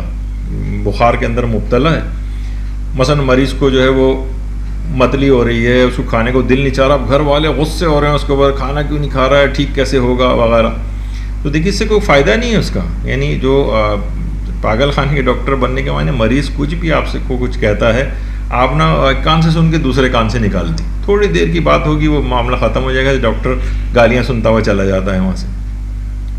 تو بالکل اسی طرح سے آپ سوچیں کہ یہ بیچارہ ایک نفسیاتی یا تو کیفیت سے گزر رہا ہے، تو اس میں انسان کو چاہیے کہ اسے نظر انداز کرے. اب ترکی بترکی اس کے ساتھ لگ جائے، مثلا وہ پاگل خانے کا جو ڈاکٹر ہے وہ پاگلوں سے لڑنا شروع ہو جائے کہ مجھے گالی کیوں دی، تو لوگ اس کو ہی پاگل کہیں گے. یار آپ کو تو ڈاکٹر صاحب تھے، آپ خود شاید پاگل خانے میں رہتے، خود بھی پاگل ہو گئے کہ آپ اس مریض کے ساتھ جو ہے دماغی مریض سے آپ لڑ رہے ہیں جا کر. تو یہ اس طرح کی چیز ہوتی ہے کہ انسان واقعتاً اس بات کو ریئلائز کرے. بہت سے لوگوں نے اس پہ عمل کیا تو بعد میں آ کر یعنی مجھے چیز آ کر بتائی کہ واقعی اس سے تو ہمیں اتنا فائدہ ہوا ہے کہ کچھ حد نہیں. یعنی ہم پہلے بلا وجہ لڑا کرتے تھے، لیکن جب سے ہمیں پتہ چلا ہے ہم بالکل اب اطمینان و سکون میں سنتے رہتے ہیں. جس طرح سے کوئی مثلا پاگل بول رہا ہوتا ہے اور اس کی باتوں کو انسان نظر انداز کرتا ہے تو کبھی غصہ نہیں آئے گا. اچھا دیکھیے، ایک اور چیز ہے کہ اپنی نفسانی بیماریوں کے علاج پر بھی متوجہ ہو جائیں. یہ بھی ایک اہم چیز ہے. دیکھیے کیونکہ جتنی انسان کی کہا جاتا ہے کہ حب مال، حب جاہ، حب نفس وغیرہ اس کے اندر ہوتی ہے، اسی قدر جو ہے وہ اس کے اندر آتش غضب بھی بھڑکتی ہے. یعنی جتنی طمع و لالچ ہوگی اسی قدر اس کا غصہ بڑھے گا، اور جتنی شہوانی جو خواہشاتیں کمزور پڑیں گی اتنا ہی اس کی عقل قوی ہوگی. جب عقل قوی ہوگی تو غصہ خود بخود کم ہو جائے گا. تو کیونکہ عقل کے ہوتے ہوئے پھر غصہ نہیں آتا، عقل ہمیشہ زوال آ جاتا ہے عقل کو، اسی وقت انسان کو غصہ آتا ہے. یہ وجہ کہ امام خمینی نے جو شرح 40 حدیث لکھی، 40 حدیثوں کی شرح، اس میں بھی ایک چیز انہوں نے لکھی ہے، ایک اور طریقہ کار بلکہ اس میں لکھا ہے کہ کسی بھی جب بھی غصہ انسان کو آئے تو خود کو پسندیدہ کاموں میں، ایسے کام میں انگیج کر لے جو اس کو پسند ہو.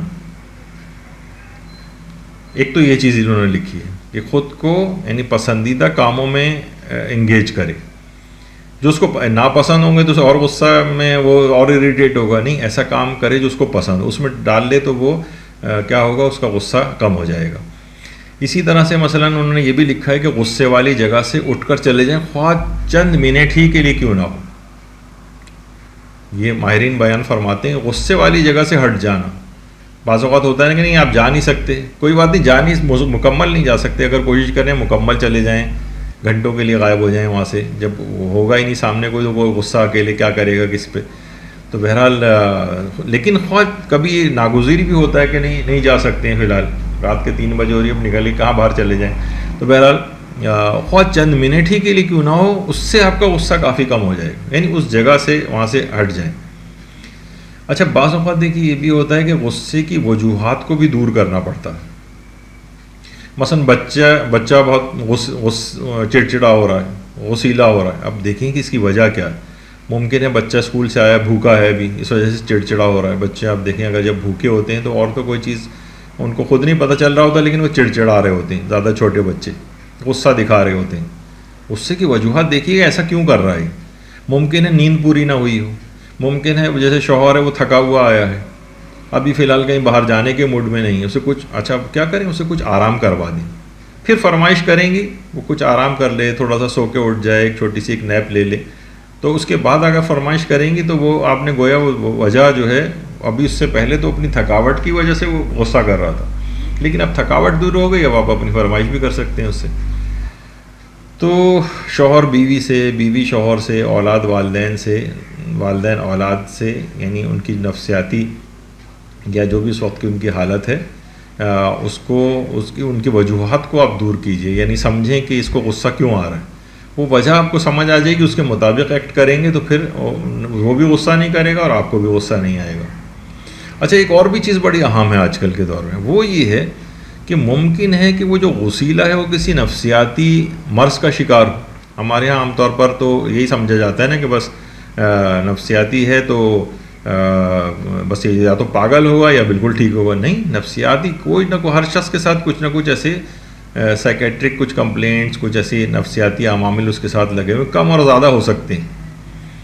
لیکن بہت سے لوگوں کو ذرا جو بہت زیادہ بدتمیز اور غصیلے آپ کو نظر آ رہے ہیں وہ بہت سے نفسیاتی امراض کا شکار ہیں. تو شوہر بیوی کا علاج کروائے، اگر بیوی دیکھ رہی شوہر ہے تو شوہر اس کے ساتھ چلی جائے، اس کا علاج کروائے. اولاد والدین کا کرائیں یا والدین اولاد کا کروائیں، جو بھی اس طرح کا رشتہ دار ہوں تو اس میں نفسیاتی علاج ہوتا ہے، کاؤنسلنگ وغیرہ ہوتی ہے. بہت سارے طریقے ایسے ہیں کہ بہرحال ان کا غصہ اور یہ جو چیزیں گھر میں جس سے متاثر ہوا چلا جا رہا ہے پورا گھر، وہ تو ظاہر ہے اس کو بیچارہ جو مریض ہے وہ دماغی اعتبار سے اپنے کنٹرول میں نہیں ہے اس کا دماغ، اس وجہ سے وہ ایسا ریئیکٹ کر رہا ہے. تو آپ اس کو کہنے بدتمیز ہے، جاہل ہے، فلاں ہے، بد اخلاق ہے، بھائی وہ بیچارہ ایک نفسیاتی عارضے کے اندر مبتلا ہے، اس کا صحیح طور پر علاج ہونا چاہیے. بعض اوقات فیملی ایک سپورٹ چاہیے ہوتی ہے اس کو، وہ آپ کو کرانی ہوتی ہے، دینی ہوتی ہے اس کو، اس کی ہیلپ آؤٹ کرنا ہے اس کو، نہ کہ اس کے خلاف آپ محاذ بنا کے اس کا تو نہ جبھی وہ ان کا جو ہے وہ بڑھتا چلا جاتا ہے مرض جو ہے. تو یہ اس کو ذرا سوچنا چاہیے. اچھا ایک چیز اور بھی ہے کہ ہوتا یہ ہے کہ آپ کو بار بار اسی وقت غصہ آ رہا ہوتا ہے کہ جب آپ ایسے ہی فرعون بنے ہوتے ہیں. علماء کہتے ہیں اگر ایک مرتبہ بھی جس پر غصہ آپ کر چکے ہوں سب کے سامنے اس سے معافی مانگ لیں، تو یہ عموماً غصہ جو ہوتا ہے تکبر کی وجہ سے آتا ہے. میں نے بس جو بات کہہ دی ہے بس وہ جو ہے، یعنی متکبر کو آپ دیکھیں بہت جلدی غصہ آئے گا. معافی مانگنے سے ہمیشہ اپنے سامنے والے سے اگر آپ معافی مانگ لیں جس پر غصہ کیے تو اسے تکبر کی جڑ کٹ جاتی ہے. کیوں تھا وہ مالدار صحابی جن کو پیغمبر نے جو ہے کھجوریں بیچنے کے لیے جو ہے لگا دیا تھا کہ جاؤ بازار میں. اب آپ خود سوچیں کسی مالدار آدمی کو آ جائے گا ٹھیلا لگاؤ اور کھجوریں بیچو، نہیں، بعض اوقات یہ ایک ٹریٹمنٹ دینا پڑتا ہے. یعنی کہ جو آپ کے اندر ایک تکبر اگر پیدا ہو رہا ہے یا کوئی طرح کا مرض پیدا ہو رہا ہے تو معافی مانگنے سے کیا ہوتا ہے، اس تکبر کی جڑ کٹے گی. یعنی انسان یہ سوچے کہ کس قدر واقعتاً برائیاں میرے اپنے اندر ہیں. دیکھیے ہر شخص کو اپنی برائیوں کا تو پتہ ہوتا ہے، دوسرے کے گناہوں کا بہت کم پتہ ہوتا ہے. دوسرے کو گناہوں کو تو بہت کم پتہ ہوتا ہے نا. آپ کو اپنے تو پتہ ہے کہ جناب میرے تو لاکھوں گناہ ہیں آپ کے علم میں ہوتے ہیں، لیکن دوسرا جو ہے اس کے آپ کے 2 4 5 10 سے زیادہ نہیں پتہ ہوتے ہیں. تو سمجھیں گے سب سے بڑا خطا کار تو میں ہوں. میں اتنا خطا کار ہو کے اتنا ہو کے اس کے اوپر اتنا زیادہ غصہ کر رہا ہوں. تو ہمیشہ جب ہی کہا جاتا ہے کہ اپنے مرض کو کوڑ اور جزام کی طرح سمجھیں، دوسرے کے مرض کو زکام سمجھیں. ہمارے یہاں الٹا ہوتا ہے، اپنے کوڑ کو بھی جو ہے وہ زکام سمجھ رہے ہوتے ہیں، اور ہر دوسرا جو بیچارے چھوٹے سے مرض میں بھی مبتلا ہوتا ہے سوچتے ہیں کہ پتہ نہیں کتنا بڑا اس کو بیمار ہے. تو بہرحال اگر اس کے سامنے سب کے سامنے معافی مانگ لی جائے تو اس شخص کے اوپر غصہ پھر آپ کو آنا نیکسٹ ٹائم جو بہت کم ہو جائے گا یا ختم ہو جائے گا، کیونکہ اس سے تکبر کی جڑ کٹے گی. اس پہ بھی ایک بات اور علماء کہتے ہیں کہ جس پر غصہ کیا ہو آپ نے اسے کچھ ہدیہ دیں یا احسان کریں. دیکھیے تحفوں سے بہت بڑے بڑے کام چل جاتے ہیں، لوگوں کے کام نکل آتے ہیں. یعنی احسان کرنا چھوٹے چھوٹے تحفوں سے بھی نکل آتے ہیں. مجھے یاد پڑتا ہے کہ ہمارے آفس میں ایک چپراسی ہوا کرتا تھا، جس بلڈنگ میں آفس تھا تو وہاں اس کو سائیکل کھڑے کرنے ہی نہیں دیتا تھا وہ بلڈنگ کا جو چوکیدار تھا. ہر وقت غصے میں لڑائی ہو رہی ہے. اس نے اگلی دفعہ سے کیا کیا، جو آفس کے لیے جو سموسے وموسے آیا کرتے تھے روزانہ 2 سموسے اس چوکیدار کو دے کر آنے لگا. یقین کیجئے کہ تیسرے یا چوتھے روز سے اس نے سائیکل کھڑی کرنے کی بھی اس کو اجازت دے دی، اور 2 سموسوں سے اس نے کہ تحفے سے جو ہے کتنا بڑا کام نکال لیا ہمیشہ کے لیے. دوستی بھی ہو گئی. تو اپنی سابقہ غلطیوں کو معاف بھی کرنا ہے، ان کا ملال دور کرنے کے لیے انہیں کچھ ہدیہ کوئی احسان، اس سے نیکسٹ ٹائم وہ پھر آپ پر غصہ کرنا بند کر دے گا. یا آپ نے بھی کسی کو تحفہ دیا ہے یا کسی سے تحفہ وصول کیا ہے تو آپ کا بھی غصہ اس پر سے کم ہو جائے گا. کسی کے زیر بار احسان اگر کوئی آ جائے تو نیکسٹ ٹائم وہ اس کو ایک جھجک ہونے لگتی ہے کہ وہ آپ پر غصہ نہ کرے. تو ان چیزوں کو بھی ظاہر مال کو اپنے ان طرح کی چیزوں میں بھی جو ہے وہ استعمال کرنا چاہیے. دوسرا ایک لحاظ آ جاتا ہے اس کی نگاہ میں، دل کا ملال دور ہو جاتا ہے. اچھا اس سے پہلے بھی ہم نے گفتگو میں بات کی تھی کہ نرم لہجے میں کبھی سخت بات بھی کہی جا سکتی ہے، اور کبھی سخت لہجے میں نرم بات کہہ کر بھی اپنے کام چلایا جا سکتا ہے. اس طرح سے بھی غصہ نکالا جا سکتا ہے. بات بڑھے گی بھی نہیں، کام بھی ہو جائے گا، اس کی اصلاح بھی ہو جائے گی. لیکن ہمارے یہاں کیا ہوتا ہے کہ ہمیشہ نہیں سخت لہجے میں سخت بات ہی کہنی ہے، نہیں سخت لہجے میں نرم بات کہیں. کبھی کبھار اس سے بھی کام چل جاتا ہے، اور کبھی نرم لہجے میں سخت بات کہتے ہیں، اس سے بھی غصہ نہیں آتا اور کام ہو جاتا ہے. تو چیزوں کو سیکھنا چاہیے اور دماغ اپنے ذہانت کو استعمال کرنا چاہیے کہ میں کون سے وقت کس طرح کی بات کروں. ایک چیز اور کہی جاتی ہے کہ جناب غصہ کرنے پر کچھ اعمال کی منت مان لیں. یعنی اگر میں نے آئندہ غصہ کیا، آپ سیریس ہیں نا ظاہر ہے کہ اپنے غصے کو کنٹرول کرنے کے لیے، تو آپ کہہ دیں کہ منت مان لیں کہ مثلا اگر میں نے آئندہ اس طرح سے غصہ کیا، چیخا چلایا، تو مثلا میں 2 رکعت نماز پڑھوں گی یا اتنی نمازیں پڑھوں گی، یا میں مثلا روزہ رکھوں گی. اگر میں نے دوبارہ اس طرح سے غصہ کیا، میں اتنا صدقہ دوں گی جو میرے نفس پر شاق گزرے. یعنی اتنے پیسے کہ آپ کو واقعی لگے کہ یار یہ تو بہت زیادہ پیسے مجھے دینے پڑ رہے ہیں. یعنی اپنے نفس کو اس طرح کی چیزوں کو، یعنی اس طرح کے آپ کو پتہ ہے کہ آپ نے اعمال کی اگر منت مان لی ہے، اور ظاہر ہے کہ جس میں رجحان شرعی پایا جاتا ہو ایسی چیز کی منت مانی جا سکتی ہے، تو پھر اس پر عمل کرنا بھی واجب ہو جاتا ہے. تو واجب ہونے کے نتیجے میں آپ سوچیں گے پتہ نہیں کتنی مجھے نمازیں پڑھنی پڑیں گی. نہیں، زیادہ نہیں پڑھنی پڑیں گی، 5 7 8 10 دفعہ پڑھنی پڑے گی. اس کے بعد خود بخود آپ کو نفس آپ کا مجبور کرے گا، کہ نفس پہ نماز بہت شاق گزرتی ہے، روزہ بہت شاق گزرتا ہے، صدقہ دینا بہت شاق گزرتا ہے. وہ کہتا ہے ٹھیک ہے ابھی غصہ نہ کرو، لیکن یہ چیزیں نہ کرنی پڑ جائیں. تو غصے کو کم کرنے کے جو اعمال ہیں ان کی آپ منت مان سکتے ہیں، اور وہ بھی سارے اطاعت خدا والے ہی اعمال ہیں جن کے اپنے اثرات ہیں. اور ایک اور چیز بھی کہ ہمیشہ زبان کھولنے سے پہلے تولنے کی عادت ہونی چاہیے. یعنی تو اگر سوچ سمجھ کر اگر بولیں تو بہت ساری چیزیں انسان اپنی زبان کو روک بھی سکتا ہے. اچھا پھر علماء فرماتے ہیں کہ غصے کے نقصانات کی معلومات بڑھائیں. جو ہم نے پچھلی دفعہ پورا درس تقریباً اس کے نقصانات پر ہوا ہے. تو جب چیزوں کے نقصان سے واقف ہو جائے گا تو پھر وہ ظاہر ہے اس نقصان سے بچنا چاہے گا. نقصان سے واقف نہیں ہوتا تو وہ کرتا چلا جاتا ہے اس کو. تو اس کے لیے آپ کو درس سننا پڑے گا یا ایسی کتابوں کا مطالعہ کرنا پڑے گا جہاں یہ مضمون موجود ہو۔ اچھا دیکھیے، کچھ علماء فرماتے ہیں بعض اخلاق کو اچھا بنانے والی غذائیں بھی ہیں، ان کا بھی استعمال کرنا چاہیے۔ ایک درس مدرسے میں ہوا تھا غذاؤں کے روحانی اثرات پر، تو اس کے اندر بہت مفید جو روایات کے اندر بھی چیزیں بیان ہوئی ہیں، کون کون سی غذائیں کھانے سے کیا اثرات ہوتے ہیں روحانی طور پر۔